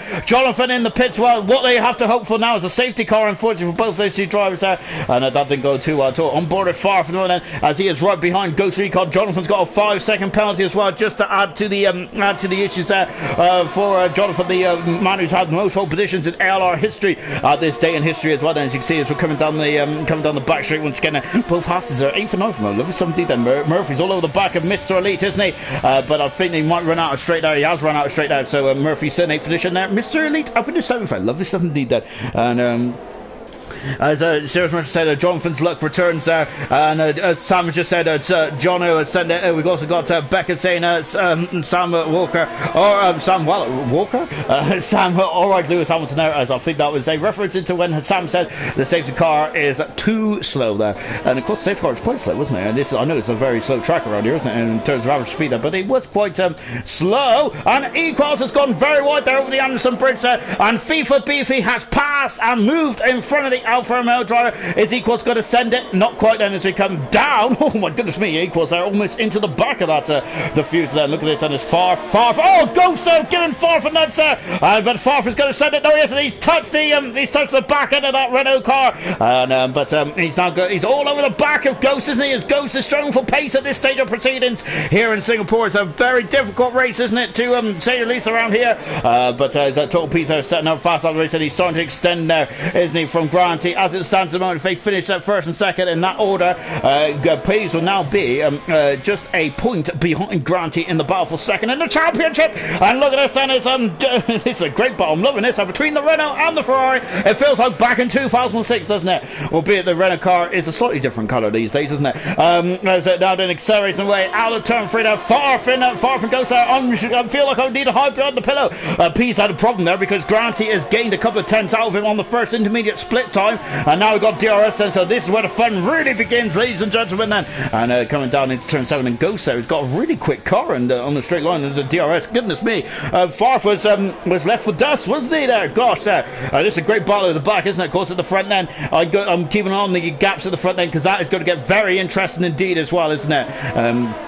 It is very difficult to overtake on this race circuit, isn't it? You need to be either the car in front needs to have a mistake then, or you need to have a significant pace advantage, don't you? Both Jonathan and Milan have gone to the medium tires then, and let's see where they can go from there. Perhaps can those the hard tires? Can those hard tires get to the end then? And once again, Farf is so quick over the Anderson Bridge, isn't it? And Ghost has had a form of his DRS and it's open and closed then. And look at this, he's going to go on the outside. Not quite then. Is Farf going to do the old switcheroo? Not quite then. Is a Ghost is back in there. It's not really planted, is it? Not as bad as Nigel's back end, but goodness me, I gotta say then these cars are not like Scale Electric, are they? They're floating around a bit at the moment.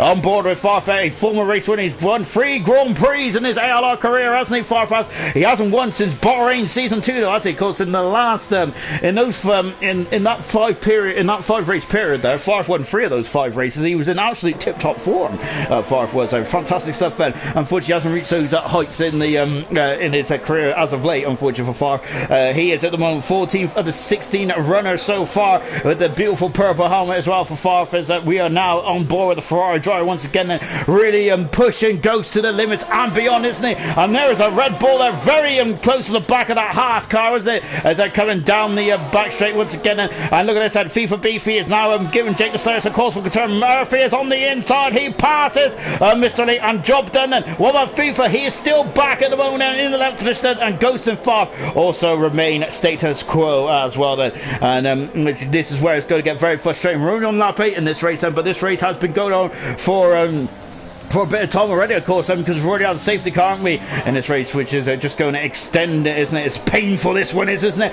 Probably the most testing race now in the calendar. It used to be Malaysia, didn't it? But now it's this race, isn't it? I would say that this one's probably more difficult than the actual than actually Malaysia. But I'd love to see Malaysia back on the calendar. I'm sure a lot of you would as well, as it was taken off the calendar in 2017, unfortunately, wasn't it? But as we're now back down to Raffles Boulevard as well, then we got Sam saying DRS train down here. It really is at the moment, and it's DRS train from Jake the Slayer. FIFA Beefy equals Ghost Farf, Ghost and Farf as well. And I've got to say, it's very much Lionel Stern at the moment, isn't it? It's fantastic, isn't it? Look at this, there's FIFA Beefy having a look there. Farf having a look on the inside there, and that is definitely not an overtake manoeuvre, but goodness me, Farf is a lot quicker at this stage of the race, but he just can't make it. He can't make it work, can he?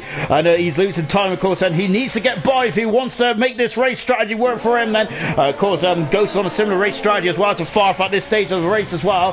But Farf is just quicker, isn't it? Look at this. He's got the overtake. He's got the deployment now. He's going to have a look on the inside. Not quite as well. We had a rubbish camera angle there, didn't we? Or rather, we've been off board there. And look at this. And we've also got Equals, who's also now dropped into this party as well. Then, as Serious Mushroom saying, Monaco is worse. Then, is in terms of concentration. Is it? And look at this. As Equals is out of mistake there. And they've also got the Red Bull drive as well. Mr. Elite is dropping down the order as well. He's dropped down the order. And now Ghost also passed Equals as well. Equals is now down into 12th position there. Jonathan set the fast on the race on those hard tires. So those hard tires are starting to really bite into the track nicely there for the British Italian driver. Equals has gone wide and Farf is through there. Equals ain't got the damage there, so he's strung on those tires then. And he's done 8 laps on the medium tire as well, hasn't he? So Equals unfortunately dropping down the order now. Oh, he's hit the wall as he damaged the car. No, he hasn't damaged the car, but that car is really sliding at the moment now. Oh, so is a Ghost there, giving it proper kind of way there. Fantastic there from Ghost there as we go in. Oh, it's Farfetch giving him a nudge there over the Anderson Bridge there. Now down at Raffles Boulevard once again then. And I got to say, these 9 laps have flown by for me so far. Look in the foreground. FIFA Beefy is now less than 3/10 of a second away from those points, which is Jake the Slayers at the moment now. Mr. Elite unfortunately has dropped down into 9th position after a very solid start there. He's gone from 7th to 9th in the past 2 laps, hasn't he? Gap at the front then. Goodness me, it's less than a second and a half between Granty, between Pease, between Clarkey, and between Tango as well. I gotta say, this is fantastic. I'm really enjoying this battle here at the moment. Farf is all over. Look at him, he's weaving this way and that way. Ghost is not going to say after you, Squire, though, is he? We're into 22 and 3 as well. Farf, can he now make the DRS work there as well? Look at this, look at this. And we remember we had Beerus and Glock having a good old scrap here in Silver last season. And of course, Glock there really did very well with the deployment, didn't they? Of course, the deployment has changed slightly this season, hasn't it? It's just more of an overtake button rather than an ERS mode, isn't it? And oh goodness me, and Farf got 3 second penalty. He was barely off the circuit, wasn't he? Just coming back to this spot here. The yellow flag in 3 is a Milan Milan's had issues there. Milan has had issues there. He's dropped back to the back of the grid there as well. Milan has oh dear. And this has been a nightmare race, hasn't it? Farf is on the inside. Farf's on the inside to turn 8. Oh goodness me. Farf has forced his way through. Is Ghost going to let him go? No, because he's got the inside line to turn on. They're banging wheels there. And Farf gets through then on the outside. Good maneuver there. Milan is out of the race there. And that is a shame then. So Milan out of the race. Jonathan's got a 3-second penalty as well. Farf forcing his way through there.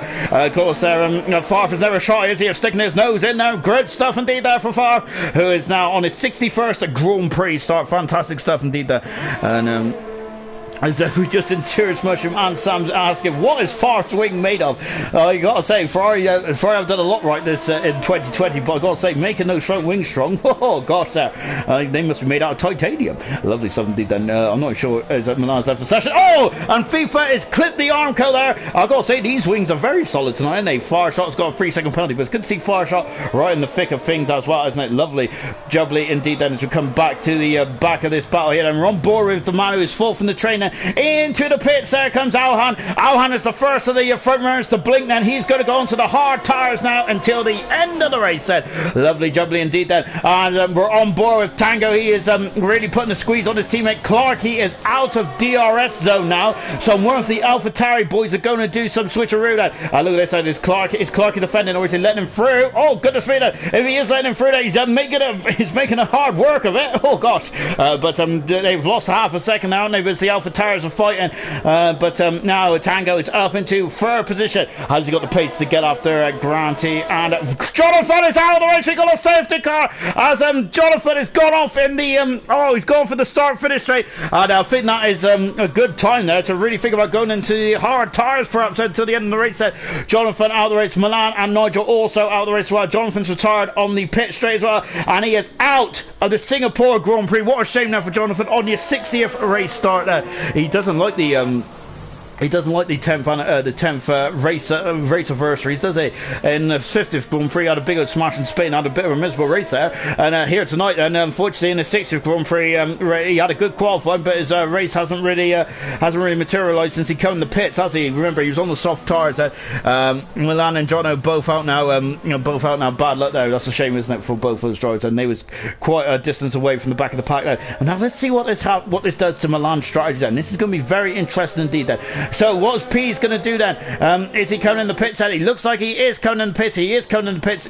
Granty in the pits as well. So is Tango. This is not good for the AlphaTauri guys, is it? And Clarkey, who's just been overtaken by... He's gone into the back of him as well. No, there. And Clarkey and Tango have come to blows. And Clark has got a 5-second penalty as well. So that just hurts him more than... Pease is in the pits now as well. And he has changed the tyres out. He's on those hard tyres out. And that's a good time indeed then, as he has disappeared outside. This is not good for Clark, is it? As, now then, as you can see, as we're just watching Tango coming out of the pits as well, and he's changed the tyres out. He's on the medium tyres, Clark is, but he's having to change the nose code here. Equals got a 5-second penalty for speed in the pit lane.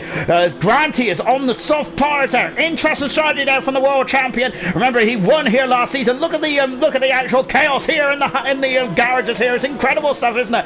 Out of the pits comes Farf as well. Farf has done a couple of Farf is he doing a drive-through penalty there, Farf?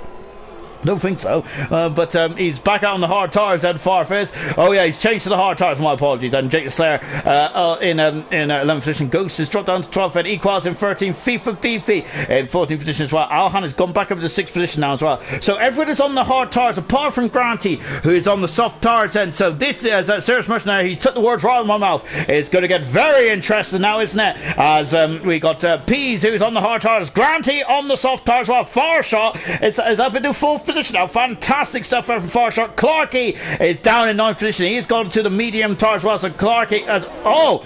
Alhan has got a 5-second penalty there for ignoring yellow flag said. That is not good at all, is it?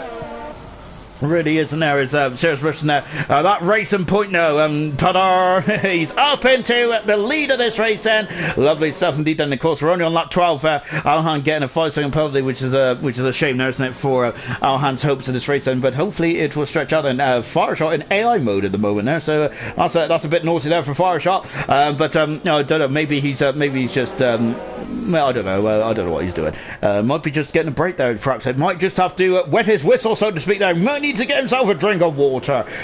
So in this safety car period at the moment, Clark is the biggest loser, isn't it? Farf, I think, is the biggest winner coming out of this, isn't he? Fantastic stuff indeed. Alhan is moving himself out of the 5th position as well. Lovely stuff indeed. And Ghost is saying that him and Farfar have come to blows a bit there, and Ghost saying it's getting a bit annoying there.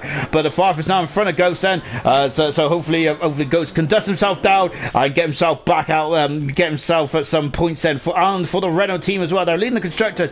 The only way they're going to lose the constructors lead tonight is if Renault don't score, and the Red Bull team gets a 1-2, or something along those lines then. So Renault do have quite a significant points advantage at this stage then, and it looks like the Red Bull will not get 1-2 as it stands at the moment, with FIFA down in 14th. Murphy is in 6th position as well there. It's down a quiet race at the moment, Murphy is, but that's usual stuff there, isn't it, for Dan Murphy? He just seems to go under the radar, doesn't he, really? So he's in 6th position at the moment there. Good stuff indeed then. Just taking a look at the old comments then. German saying looking forward to this tomorrow. Of course, German is on a run. He's on a fantastic run. 5 race wins in the last 6 races. Haas has been on the top 7 of the podium in all the last 6 races as well. The last time they weren't on the top 7 of the podium was actually back in France, Canada, back in Canada. So I got to say the Haas team are absolutely fine. Vettel in silver. Of course, I look forward to seeing what German can do tomorrow. Formula Moments then lost position. Our slower pit stop affected after your teammate does, and so that's a shame now, isn't it, for Formula Moments, but hopefully he could rebound back then. So everyone's on the hard tyres apart from Granty. He's on soft tyres. Interesting strategy. Also Clarkey on the medium tyres as well. He has to definitely come back in the pits, and even though Granty doesn't need to come back in the pits, but he probably will, because those soft tyres are not going to last to the end of the race. On board then with Pease at the moment then. So Pease then, of course, is a former race winner in ALR, isn't he? Pease he won the British Grand Prix, didn't he? And he is, last time in this, that was the first time he was off the podium, actually, since the French Grand Prix for Pease. So he's his 4 in the last couple of races for Pease has been absolutely immense, hasn't it? And he is. I think that Emerson's got to be concerned about the champion Granty, because you can never count out Granty.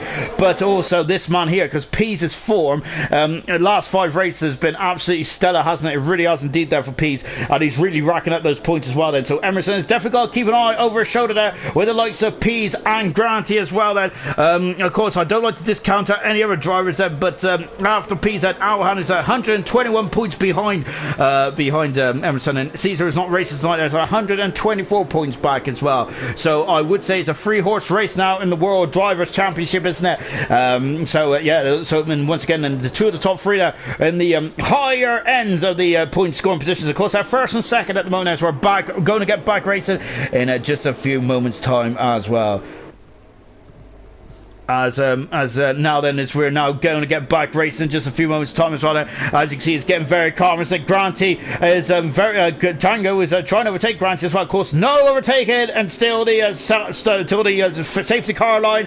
As we're now going to get back racing just a jiffy as well. Pisa really bunching them up, isn't he? And we're going to be racing just a minute as well. I think he is going to be very concerned about Granty on those soft tyres. They're going to warm up quicker. We are back racing then here in Singapore. That's our the second safety car of the race so far, and we're coming down into turn 1 then. So the one in Pease is look at that. So Granty is very close already, isn't he? He wants to get the job done straight away, doesn't he? He needs to. He's got a pace advantage, and look at this, he's all over the back of Pease. Pease has led this race so far from start to finish. As it stands about, he's got Mr. Lee, he's got past Diego, or has he? He's on the outside there. I know. That's a great manoeuvre there, brilliant manoeuvre indeed there. Granty is on the outside though, but Pease doing a good job there. As far as but Pease has got more as well. So now going on the outside there to turn 8 now. He's going to run a wide there, but Granty is hanging out the outside. He'll have the inside to turn 9. Granty takes the lead, or does he? No, because Pease is not getting out. This is great side-by-side action. Diego's dropping down the order into the Singapore Saloon. Oh, Granty has got the high ground, and he takes the lead there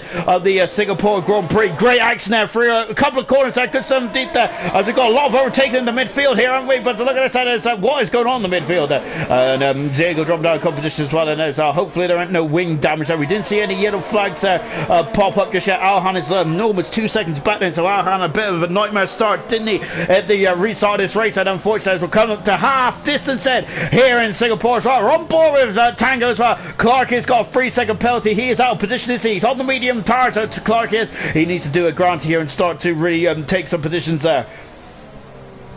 As we're on board then with Tango at the moment. Good solid stuff there from Tango at the moment now. He's in full position. Farshot's great to see him back in action as well, isn't it? Farshot, of course, he's had a miserable mid part of the season. Obviously, Grant has set the fastest out of the race as he is now trying to, as he's now trying to start. Alhan is really rebounded back after that appalling start, isn't he? He is now back up within a second and a half, and he was almost 2 seconds back there, wasn't he? So good stuff indeed there from Alhan then. So has he got the pace to chase these guys down then? Of course, he came in the pits there a lot before the safety car came out, didn't he? So he was a bit like Mystic Meg out there. Fantastic stuff indeed there. Farfar up into 8th position now. I've got to say, Farfar getting his elbows out like no one. He's on a great start to this race, isn't he? But look at this, there's Clarky there. He's going to demote him, is he? Oh, not quite. A nice contact there. And Clarky there is barged Farfar all the way there. And Clarky is now up into 8th position there. I've got to say, that's one way to do it from Clarky. I don't think he damaged the wing either then. These wings are very strong tonight. Fantastic there. It really is indeed. But Clarky there just nudging Farfar out of the way there, and away he goes, said Clarky has said. And good stuff. Oh, lovely shot here from the rear wing of the AlphaTauri as he is on the he's on the softer tire than Farfar, isn't he? So we would expect him to stretch away. Look at the Singapore night sky, it's beautiful, isn't it? But we need to be more concerned about these cars, aren't they? Because they're absolutely looking splendid under the Singapore lights here tonight. And now interesting stuff for Granty. What is he going to do now then? He now needs to stretch away then, so he's going for more of a sprint race, whilst the rest of the guys on the hard tyres are going to be looking after their tires now until the end of the race, aren't they? So interesting stuff indeed there from Granty. And one of Granty might also be gambling on a safety car as well, perhaps, and he's setting another fast out of the race, and this is exactly what he needs to do, doesn't he, as well? So he's gone for the alternative strategy then, Granty, last night. Of course, that was a part of the pit stop prediction, wasn't he, on the formation lap, where it's some medium, soft, medium. So one of Granty's definitely gone for a 2-stopper here then. Let's see what how that works out as well. On board Clark then, of course, Clark had wing damage, and of course he also was right behind his teammate as well. But look at the perch he's got there. Mr. Elite swooping back now on the he's taking the high line as well, as you can see. Look at these cars, and they're starting to stretch out now. Of course, there's as a normal thing in street racing, isn't it? Look at this, that is Clark there is alongside Mr. Elite. He passes him and moves up into 10th position, and looking up the inside front there, Clark does, but he is having his 7th. Good stuff indeed there from the AlphaTauri driver. So absolutely splendid stuff indeed. He, of course, has got a 3-second penalty there for taking a shortcut as well, as FIFA Beefy has had a problem there. He's had a major problem there. FIFA Beefy has he damaged the car? He hasn't damaged the car then, so I'm wondering if he just overshot then, but he's lost a bit of time now. FIFA Beefy has, unfortunately, there for the Red Bull driver then. Now Mr. Elite is going to have to. He's been looking in his over his shoulder in this race, Mr. Elite, hasn't he? But he's still doing a good job for the Renault team, and he is still in the top 10 at the moment there, which is of course good stuff indeed there for Mr. Elite. Can he reach the heights of Monza last week? Then of course he's going to have to have a very strong race, isn't he, to do that? Then, because he had a strong race in Italy, didn't he? Of course that was his best race of his career in ALR so far. We're on board with Farfen, who's having I've got to say a lot of the TV coverage here tonight, isn't he? Tango's got a 3-second penalty. That could be costly as well. We're going to leave him to it for now then, because Farf's been the star of the show, hasn't he, here tonight, hasn't he? Goodness me. Whether he's the hero or the villain, you would decide then. But Clark, and then of course another man who's really hogging a lot of the stream as well. FIFA's got a 3-second penalty as he is near the back of the field at the moment, as we are now over half distance, and now starting to really bunch up between Alhan, Murphy and Clark, as well as into the pits comes FIFA Beefy, and 3-second penalty. FIFA Beefy is out of this race then. That is our 4th retire in this race, and that's a shame there for the Red Bull driver. Was the other Red Bull car, and that now also means that the Renault will not lose the Constructors' Championship lead then in this race, and which of course they could have done if they got a 1-2 here tonight as well, but now that is basically just cemented that, isn't it? Clarky now all over the back of Murphy then, of course Murphy returning back to the ALR grid then after a couple of races missed, and then it's Clarky there getting a bit too happy there on the throttle, isn't he? And having a look there down into the Singapore sling then, but Murphy there of course is not yielding full position, and what should he of course course, as he is trying to give Red Bull the best opportunity they can there of getting some points. Clark, he's stamping on the front, stamping on the brake pedal once again there, and he'll have DRS down this back straight as well. Look at the background. Farf is also giving Mr. Lee a Clark there just fainted out there and then going back underneath the rear wing of Mercedes. He was just trying to distract Dan. Dan is a very experienced veteran in the ALR these days, isn't he? This would be his 48th race start as well. Look at this, but he hasn't got the speed at the moment compared to Clarky. The gap at the front is up to 3.2 seconds between Granty and Pease as well. But Pease. There's debris got off one of the cars there. It's far shot has had some issues there. And let's take a look then. He's coming into the pit. Problems there for Far Shot. Oh, and he's in the pit wall. Far Shot has gone into the pit wall and he is out of the Singapore Grand Prix. Murphy has just dropped down into sixth position. Fire Shot is done, and David Coulthard, he is out of the Singapore Grand Prix, and Fire Shot, that is a big blow indeed, isn't it, for Fire Shot. He was up in the fourth here tonight then, and McLaren once again then going to be counting their losses, haven't they? They've got such a quick team, haven't they? But they just can't seem to get the points, can they? In the back then, Clarkey is now back up to look at that oversteer mode now on that AlphaTauri as well then. And just much saying Grant needs more of a gap then, and he is not getting out at the moment now, because unfortunately for you Granty fans out there, he is now being pegged back to PZ, whilst PZ of course doesn't have to spit a pit again, does he? So really this is not working out there for the world champion at the moment. Back on board with Farfed. We're down to 12 cars in this race then. This is going to be a race of attrition, isn't it? It's about survival, isn't it, here in Singapore? It's a long race, isn't it? And there's a lot of turns as well. There's a lot of decision making in every single lap around here, every single corner. There's 23 turns, isn't there, around here, and that is too much for my brain to even comprehend now. Clark is now very quick at this stage. Seems, goodness me, he's making that medium tire work out absolutely splendidly well, isn't he? Granty's also got a 3-second penalty as he is pushing as hard as he can in this race, but it's just not going his way, is it for the champion? And that's a bit of a shame now for Granty at the moment, isn't it? As now that just heaps more pressure on him, doesn't it? So Far Shot's car has been cleared then. Both McLaren are out this race then as well. As now look at this, as Clark is gaining on the Mercedes head. He passes out and moves up into fourth position.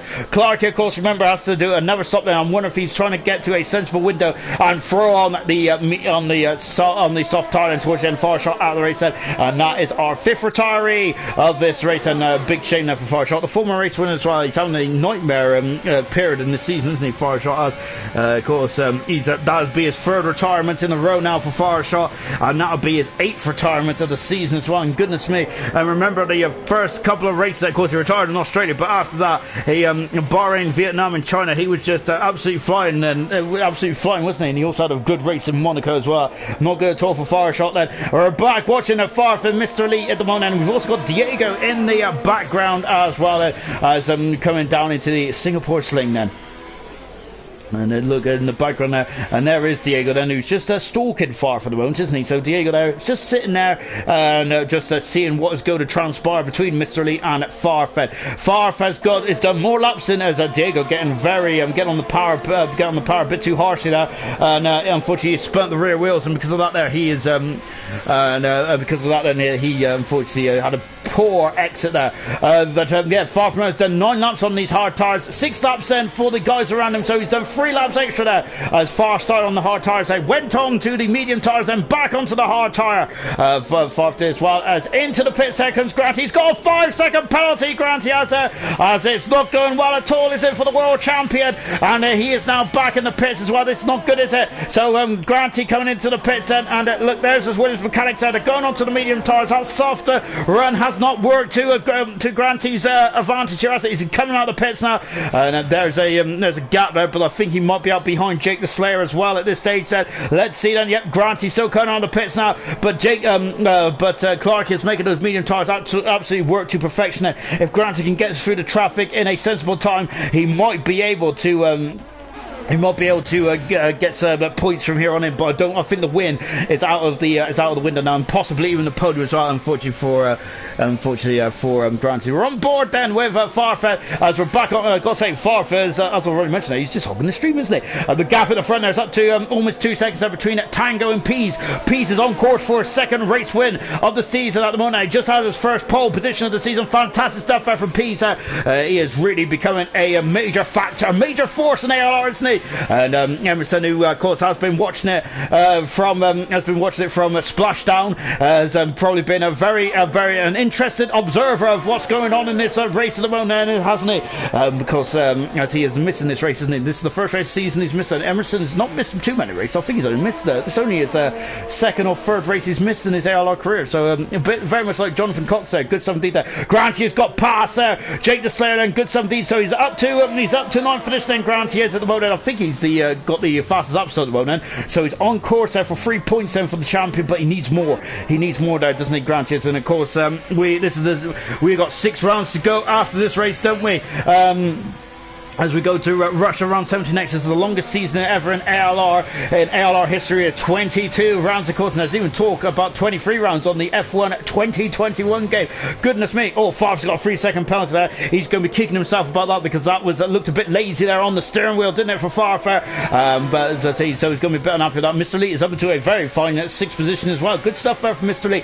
Potentially could be up further as well when Clarkey comes to the pits. Well, but Clarkey will be on a mission there, as he will be on the soft tires at the end as well. Yellow flag just in front of us. So Clarkey, oh, he's in the wall. Clarkey is out at the Singapore Grand Prix, and is that going to be a safety car? Because that's at the exit of turn 7 there. That's in a very dangerous position as well there. And just on board with Clarkey, he is out. It's just taking a look. Is that going to be a safety car? And well, at the moment there is no word there from race control then, so we might be okay. But Clarkey out of the race. We're down to 11 cars in this race then. So Clarkey out of the race, no safety car then, and I think that Pease won't be happy with that then, because that might have brought Granty back into this race perhaps, but who knows, with 10 laps to go then. So Clarkey, of course, would have had a second stop then, but Mr. Lee up into a fine 5th position. Murphy quietly and surely getting through the field now. He's up to 4th position. Fantastic stuff from Dan Murphy.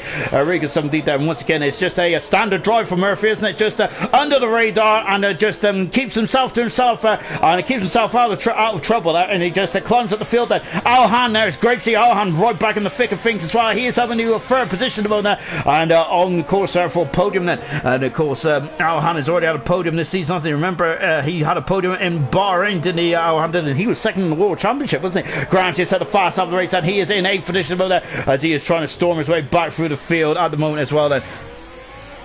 Becky Jones saying the 31 laps. So this is giving me nightmares. So so long around here. It's a tough race, isn't it? Serious Mercer saying no safety cars. We've had 2, and that's all you get then.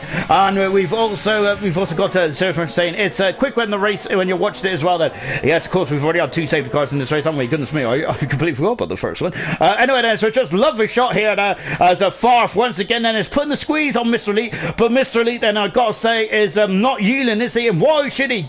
Another great drive from Mr. Elite. I've got to say he is absolutely doing wonders this season, isn't he, Mr. Elite? I say this a lot, but I do feel that Mr. Elite is definitely one of my drivers of the season as well. There's a lot of guys out there that could be drivers of the season, this season as well. But I think Mr. Elite is definitely one of the most improved this season. He's been fantastic, hasn't he, this season? Really good stuff there from Mr. Elite. Of course, the rookie of the season there is going to be between Total Peas and maybe Caesar and Alhan as well. They've been brilliant, haven't they? They've been great additions out to the gold, and really good stuff indeed there. Space pace points as a bars would say then. lovely stuff indeed then. And just there as we go over the curves there under the grandstand as well, as we just in Sony got a 3-second penalty as well. Unfortunately, I was just watching the comments there as well. Granty is now all over the back of Diego there. He's now caught up to this train at Granty, so this is so Granty needs to get by as quickly as possible there. We're on 23 out of 31 in this race then. Let's see where Granty can come up to from here. Remember, he started on the front row of the grid then, and he is now fighting an uphill battle there. He's gone on the alternative strategy. He's the only man now on the alternative strategy, apart from Ghost as well, but Ghost is slightly out of position when they're down in. As Diego there just got on the power there, and I'm wondering if the hard tires are going to be able to get to the end there. From that evidence, it's going to be very difficult, isn't it, for the for the hard shot runners there? Oh goodness me! But maybe Diego there was just a bit too forceful on the old throttle application there. Now granted, there right underneath the rear wing of Farfar. Of course, these two of the old guards of ALR, isn't it? It's great to see. It's great to see the old guards really battling away, isn't it? I love it. And look at this, and it's granted. It's going to have a look there down at Singapore thing there, but Farfar not yielding there. Of course, he ain't going to yield there. Farfar's on course for a very good race result there as well. So good stuff indeed there for Farf. Mr. Elite, look at this. It's coming over the Ansem Bridge as well. Then going and it's granted there. Look at this, he's pushing him out there, and Mr. Elite having an almighty nightmare there, and now they're coming down Raffles Boulevard, they're going to be free abreast. Oh goodness gracious me, Granty is going for lunch, there's contact, and oh goodness me then, and they've all gone, and they all got away from it, I think they have, oh my goodness me, and Farf and Granty have come to blows there, and Farf, and oh no, and it's a virtual safety car, and oh dear then, and that's not good at all, both Farf and Granty have damaged their cars then, and that is not good at all, is it? And oh dear, and I feel that that was a bit difficult indeed. Then into the pits comes Murphy then. So I'm wondering then if Granty might have been on the right strategy here, because Murphy's in the pits there. He's the only one in the top four that have come in the pits, though, hasn't he? Or the only one of the top runners come in the pits. And Murphy onto the medium tires. So look at the eyes there in Dan Murphy. He is focused, isn't he? As he comes out of the pits there in the Red Bull Ferrari coming out of the pits there. Williams are back out on the pits for Granty as well, and it's very difficult indeed, then, isn't it? Could be a few DNFs with tyre wear, chance of points by him staying in it, definitely indeed there from Diggers there, as now the Williams mechanics is going to work then, as Granty is going on to the I think he's on the medium tyres there, isn't he? It looks like he's done 12 laps on those medium tyres as well for Granty, so I'm not sure. I hope that graphic is correct or not, but I'm not sure about that, goodness me. And just on board now then is Mr. Elite then is up in the 4th position, and Diego though is now up in the 5th, and with Jake the Slayer in 6th position, then Murphy is on the medium tyres, Farfar is on the soft end, Granty down in 10th position there, and once again just like Isley, he's on a poor race again here tonight. Total Pease there is leading from the front then, looking and it's looking very Total Piece is looking very assured at the front there, isn't he? But Mr. Elite has now got another challenger, hasn't he? Goodness me there. And Mr. Elite is on once again a fantastic drive, isn't he? I gotta say, I do sound a bit biased, I don't know what I'm talking about Mr. Elite this season, but he's been absolutely fantastic, hasn't he? He's been really good. It's been good to watch as well. And Mr. Elite then once again on course for some major points as well, but I don't want to jinx him, of course, then, so that's where I'm going to stop now. And let's move on to someone else, shall we? We're on 25 out of 31 then, and I was going to say we've had a very clean race. There's been some argy-bargy, but like Farf getting nerfed out of the way by Clarkey, but unfortunately then we had the issue there with Farf and Granton, which will be investigated after the race, I am sure then, and which is such a shame, really, isn't it? And, really is, because up to that point I thought we had a fantastic race indeed there. Of course the first lap was absolutely splendid stuff indeed then, wasn't it? But yeah, it's got a bit too close for comfort then.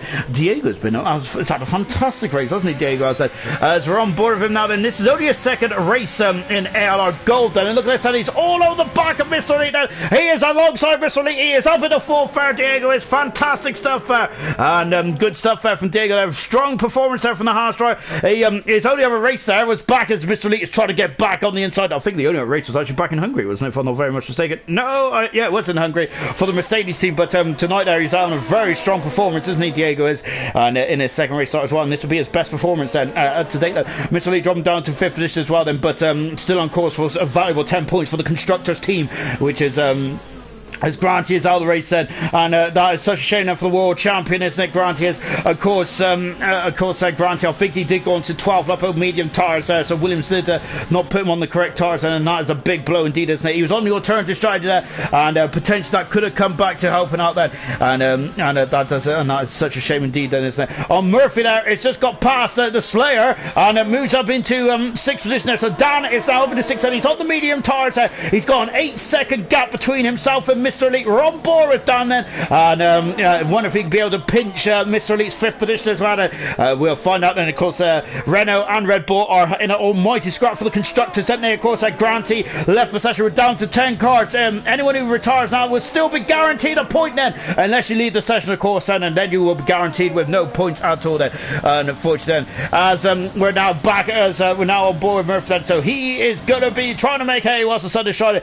Back at the front of the field then, 26 out of 31. And here it is, and Tango, I gotta say, he's been absolutely fantastic, hasn't he, in this race? And of course, Tango, this is only his 5th race start, and isn't it? And so far, his best performance was actually in the British Grand Prix, wasn't it? Where he finished in 7th position, I think it was. So yeah, Tango looking very strong here tonight, and is keeping Pease within arm's length, isn't he? But I don't think he's just got any more pace in that AlphaTauri, has he? To gain that extra second on him, has he? Might be about dirty air as well, but I feel that Pease does definitely have this. Does definitely have this under control at the moment, but having a 1.1 second advantage in Singapore, I don't think anything's under control at that stage of proceedings, as Total Pease there is just going under the grandstand as well then. And this is a very good day for Total Pease, as he is narrowing the gap now. He'll be up into 2nd in the championship, of course, and of course, as we've already mentioned, up at this race before there, Pease has been just banging in the points finishes, hasn't he? And this is another good strong performance for Pease, and this will be his 2nd race win of his career as well. He is becoming a bona fide championship contender, isn't he? Good stuff indeed there, as he accelerates away then, and on he goes as well. And Tango in 2nd position at the moment. Lovely stuff indeed there. Mr. Elite then is going to be very concerned about this man here. We're on board with Dan Murphy, of course, for the Red Bull team, making a guest appearance there in place for season. And I've got to say, that's a very good super sub there for Red Bull. But at the moment there, Red Bull is being outscored by 2 points in the Constructors' Championship, and they are running out of races, aren't they? Running out of races in the Constructors' Championship. To really turn this around. But of course, I say we run out of races. We've still got 6 races to go, haven't we? Singapore usually feels like the twilight of the season, but we're just about over halfway in this season, aren't we? And I think that, so there is a Murphy's target. There it is. It's the bright yellow Renault car, isn't it? And Mr. Elite then is going to probably be sweating a bit then. And I think I hope I'll put the jinx on, because just as I said, the Total Pease had this under control. Oh goodness me, Tango is now within DRS then, isn't he? Oh goodness gracious me then, as just on board now as well, as we're on to the oh goodness me, on to lap 27 out of 31 as well. Like, a lot of curves there for Tango. His Pease ran out of tyres. Has Tango been looking after his tyres there? It's going to be like tyre management in the final stage of this race as well, or is Pease managing something else, or is Pease as cool as a cucumber in that car, and we are getting a bit too concerned for nothing then perhaps. We'll find out then as well then, as we're now flying through the final turn as well, as we're got about 4 laps to go then here in Singapore as well, as my headset keeps falling off, and I've got to say, I've got to find I think I've got a small head, haven't I, which kind of makes sense to a certain degree, isn't it? Especially if you've ever heard of mathematics, and that's going to get very interesting in the final stages of the season. That's one thing I dread about a season then, is that I have to start to use maths as well then, so I hope you guys have got calculators, or I hope you guys have got bigger brains than me, which I'm sure all of you have, because I'm going to need your help there when it comes to the final stages of bronze, silver, and of course gold as well there. And at this moment in time then, it has been a golden day for Pease, but of course this day is far from done then. We've still got 20 out of 31. It's a long lap around here as well. Murphy is now really putting the squeeze on Elite as well. Elite there's a DRS zone around this stage of the circuit as well. Dan has had a great exit there. Look at that, he's already put overtake on then. He is through already then before we get past the halfway part of the straight then. Murphy is up in the 5th position then, and next target is Diego. He's got 4.3 seconds there with 3 laps to go. Can he do it? I reckon so. Murphy there, he's got to say, is going to be on song as well, isn't he? As Jake the Stairs got a 3-second penalty. That might help Equals there. Of course, Equals at the moment there, who was in the relegation zone not too long ago, is now up into it. I would say finishing now really on course for getting some more points in this season. Strong performance there for Equals at the final stage of the race and good for the season. That's good stuff indeed. Lovely stuff, Ben. It's on board now with Tango. Tango has never won a race in ALR. As I've already mentioned, his best position was a 7th position there at the British Grand Prix, wasn't it? Of course, that's where he got fastest out, so he does have some speed, but now that he's really putting the pressure on Pisa. Oh, goodness gracious me then. And Pisa is going for a second race with Tango going for the first. And this is the new generation of ALR, isn't it? With Pisa and Tango and Alhan. It's great 17. We've also got Diego up there as well. And we've got some of the old guard with Dan Murphy and Mr. Lee as well. And of course, Farf, who is down in 9th position, and so great stuff indeed. A mixture of experience and youth in this race. I'm loving it. Now he's in DRS once again. Tango is, and he's down to 4/10 of a second as well. And there's a Pisa at the moment. I'm wondering there, Pisa's just got to just keep it calm, hasn't he, in the car? And of course he doesn't need me to tell that, does he? He's a very fine racing driver. He's already shown that this season by being up into third in the championship as it is. So Pete doesn't need to listen to my nonsense, does he? But at the moment, he is got to say, I think that it was looking very fruitful at one stage, wasn't it, for Pisa, as he was looking very calm. Now all of a sudden they've just condensed by each other, haven't they? So very interesting indeed. That 3 seconds the gap is between Murphy and Diego. Diego is now going to have to start to figure out the fending, because I think that Murphy is going to get there with 1 lap to go. Then by the looks of that, then Farf is all over the back of Equaz as well. As Farf is recovering after the incident between himself and Grant as they come down into turn 7 then. So we'll leave that to the stewards to judge them, but it did look quite a nasty incident then, unfortunately then. As now coming out of turn 9 as well, then Equals is defending, isn't he? Coming into the Singapore sling then. Farfar's on fresher soft tires, 16 laps on those hard tires. Those hard tires are not going to be I'm not going to be spring fresh anymore, are they? They aren't going to have the freshness of a spring morning, are they? Far accelerating, and he's going to have a lot more purchase on those soft tyres as they come down on Raffles Boulevard. We've also got DRS on that straight this season. On the outside, he is having to 8th position. That's 4 points out for the Ferrari and for Farf as well. Good stuff indeed there from the free time Grand Prix winner. Tango down the back straight once again then, but Pisa just as Farf's got a 3-second penalty, so all that effort he's just done might come undone there. Later on this race, and we'll find out. We'll see how clean Equals has been as well. Ghost is in this race as well. He's in 10th position there. He's going to get a point for the Renault as well, which every point will help the Renault team on, and they are Renault are now outscoring the Red Bull team. No, they're not at the moment. They're not outscoring Red Bull at the moment. There's Red Bull outscoring them by 1 point now, so I've got to put my teeth back in as well. Accelerating out of the over the Amsterdam Bridge as well. And Tango is not giving him an inch. Of course, we've less than 2 laps to go, haven't we? This could be a grandstand finish here in Singapore. It's Tango. He hasn't got much to lose, has he, in terms of the championship, has he? Pease has got something to lose, hasn't he? As he is inching forward. But of course, Pease is not going to jump out of the way because he needs every point he can get with Emerson's advantage at this moment in time. Then, so Pease has got to be sensible, but he's also got to be robust as well, hasn't he? Tango there might just throw one up the inside, mightn't he? But we'll soon see what he does then, as we're back on board the AlphaTauri driver with just 1 lap to go in this race then. And I got to say, Tango is going to, well, more than double his points tally even if he finishes second. Lovely 17. Murphy, the other battle we're looking at is 1.5 seconds now between himself and Diego as well. And Diego also on a strong race as well for the Haas team then, and I think the Haas will be very happy with that there, as they have had a difficult race of the season so far, and they will get more points than Haas, but unfortunately that will not be enough to overtake them at the moment, because they're 20 points behind at the moment. And look at this, Tango is right underneath the rear wing now, as he feigned a look there. I think he was just trying to put Pease off there, but Pease there is not going to be put off by that kind of shenanigans, is he? But now then, Tango, let's see what to do. His next best overtaking opportunity has to be down Raffles Boulevard, doesn't it, into turn 15. That is his last chance, isn't it, here in Singapore then? So what are we going to get? We're going to get a second Grand Prix winner in the form of Pease, or is it going to be a race win? Is it going to be a debut race win for Tango? We're going over the Anderson Bridge as well, and look at that lovely scenery here in Singapore, in Marina Bay. Absolutely splendid stuff indeed then. And accelerate to the way then, down Raffles Boulevard. Murphy's got a 3-second penalty.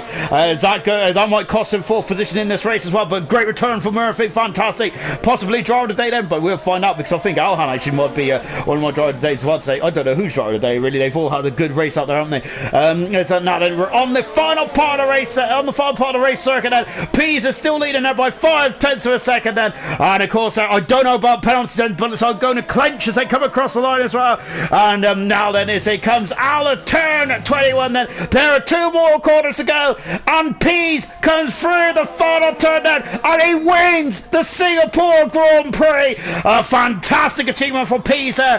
His first pole position, and he has converted it into the race win as well. His second race win of his career as well. Great driving there from Pease. Alhan, what a performance there for the Mercedes driver. Really good stuff indeed then, as he is hopefully he doesn't get distracted by the fireworks, because I've done that before and crashed. So now Alhan comes out at 23 as well, and that's a good performance as well for Alhan, but he's got a 5-second unserved penalty. Can Diego sneak underneath him? He can't, and so Diego is in 4th position again. Murphy in a fine 5th position there for the Red Bull team then. Mr. Elite in a very strong 6th position there, and once again racking up more points for the Renault team. No, he's in 5th position there, as Murphy, that final 3-second penalty really hurt Dan Murphy, didn't it? And he is down into 6th position there. Jake the Slayer, good drive from him. He's up in the 7th then. Farfar had an incident-packed race there. He's in 8th position there. Equals is going to finish in 9th position. And Ghost there in 10th position. Serious Mushroom and Becca then saying, congratulations, Pisa. Great drive there from Pisa, really is indeed. Then drive of the day, Mr. Elite. That's 2 in a row for Mr. Elite. Goodness me, he's on fine, Vettel, isn't he? And that's exactly what the Renault team need, isn't it? And Mr. Elite then will Mr. Elite is going to be very close to the back of Caesar, but I don't think he's going to overtake him then. So Total Pease then, his second race win of his career. He is now second in the World Drivers' Championship as well. And at the incident that Grant was involved in today, perhaps now hasn't mathematically taken him out of the championship, but it is going to make his life a lot more difficult, hasn't it, here tonight then? At the very least, he should have he needed to be on the podium, didn't he? So that's a big blow there for Grant in his defending his World Championship then. And yeah, I absolutely agree with that. So Sam saying, Mr. Elite, you're showing him his real self. He's better consistency now. Really good stuff indeed, isn't it, for Mr. Elite? Then let's take a final look at the classification then from the Singapore Grand Prix. Total Pease's second Grand Prix win here in ALR. Fantastic stuff indeed there. And his first from pole position there. Tango in second position. Strong drive from Tango. Brilliant stuff indeed there. Almost snatched it away. Alhan, a strong performance there to get in third position. That kept his nose out of trouble, didn't he? Diego in a strong fourth there. Mr. Elite, driver of the day in 5th position once again for Mr. Elite. Murphy on his return to ALR in 6th position. Good stuff there. Jake the Slayer 7th. Equals in 8th. And Farf, incident packed race in 9th position. Ghost on his debut for gold in 10th position. Retirements, Granty, Clarkey, Fireshot, FIFA, Jonathan, Milan, Nigel, all retired from this eventful Singapore Grand Prix. Absolutely brilliant stuff indeed there. Just going across a few more comments there. Formula moments there. Yes, as he's very happy about that there. As he will take a P7 indeed. A good drive indeed then. Absolutely lovely stuff there. And now in the gantry we have our 3 winning podium drivers there. And let's start with P, shall we? Total P, you're second in the World Championship now. Your second race win as well. You're on fine form in the back end of the season then. Absolutely brilliant race today. Yeah, it was a good race. I knew I had the pace to win it. It was just about keeping to it. And I did not know what was happening around me because I was trying to ask Jeff to see what Tango's penalties were, but he didn't want to tell me. It was telling me about someone who's 15 seconds behind. So I had no idea. I was sweating it out for the last few laps because I was so scared that Tango didn't have any penalties, but in the end he had more. So I'm happy. I had the pace and I'm glad I could actually make it count. Really impressive indeed. Then at the end there, Tango really called up to the back of you. Was you concerned that Tango was going to make a late lunge at you? No, I know Tango's not bad at racing, so I know if it was to make a lunge, it's a fair lunge. Because I knew it was going to come up to me later in the stint, but it's just about being able to be faster in the right places. Because I managed to speed up coming up to the straights, which was handy because you couldn't get past me. Really impressive stuff indeed then. And let's just touch on your first ever pole position, shall we? That was a cracking lap by you, just in front of Granty there, right at the end then. How impressive was that? Was that your best lap of your career in ALR so far? No. That lap itself could have been better, because I caught up to a whole train in the last sector. So I lost a bit of time, but in the end it was good enough to pole. But yeah, no, it was a good weekend overall, following the win. Absolutely brilliant stuff. Well done, Pete. And you're now second in the World Championship as well. Good stuff indeed there. Let's come to the man who finished second today. And Tango, what a drive from you today. Absolutely impressive stuff indeed then.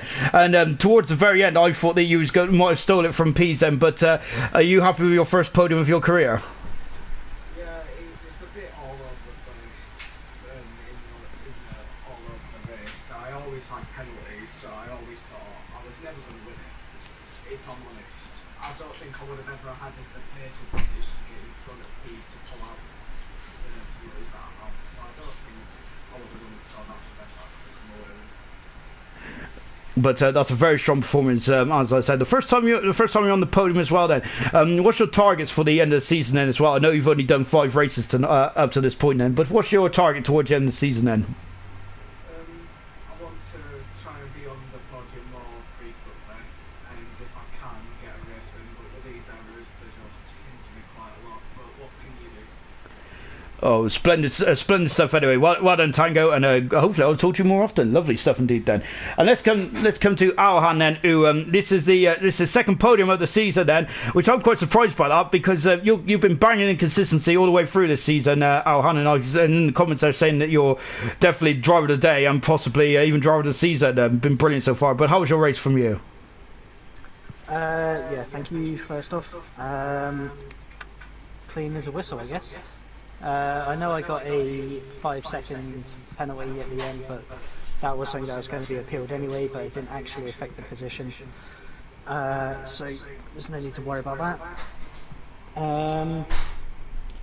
I guess whatever happened to bring out that late VSC is to thank, so if it's silly driving, thank you. If it's whatever, yeah, I'll take it. Absolutely splendid stuff. And the same question I asked Tango to you then. What's your aims for the end of the season? You're in 4th position at the moment, then, and you've now extended your lead over Caesar. Do you think you can keep that 4th position? Probably not. Based on pace, obviously Caesar's a lot quicker. But I'm where I am through consistency, not blind in pace, so I guess if I keep doing what I'm doing, there's no reason I can't keep 4th. Well, fingers crossed, and I got to say, people were loving your performance tonight as well. Fantastic stuff indeed then. Right, that's it for Singapore from Gold. We'll be back in just under 12 hours time then, as we're going to be in action for silver, and that's going to get very interesting indeed then. Can anyone stop Haas's dominance in that division? It's been absolutely epic, hasn't it? Really good stuff indeed. See you tomorrow, 7:30 UK time. Goodbye.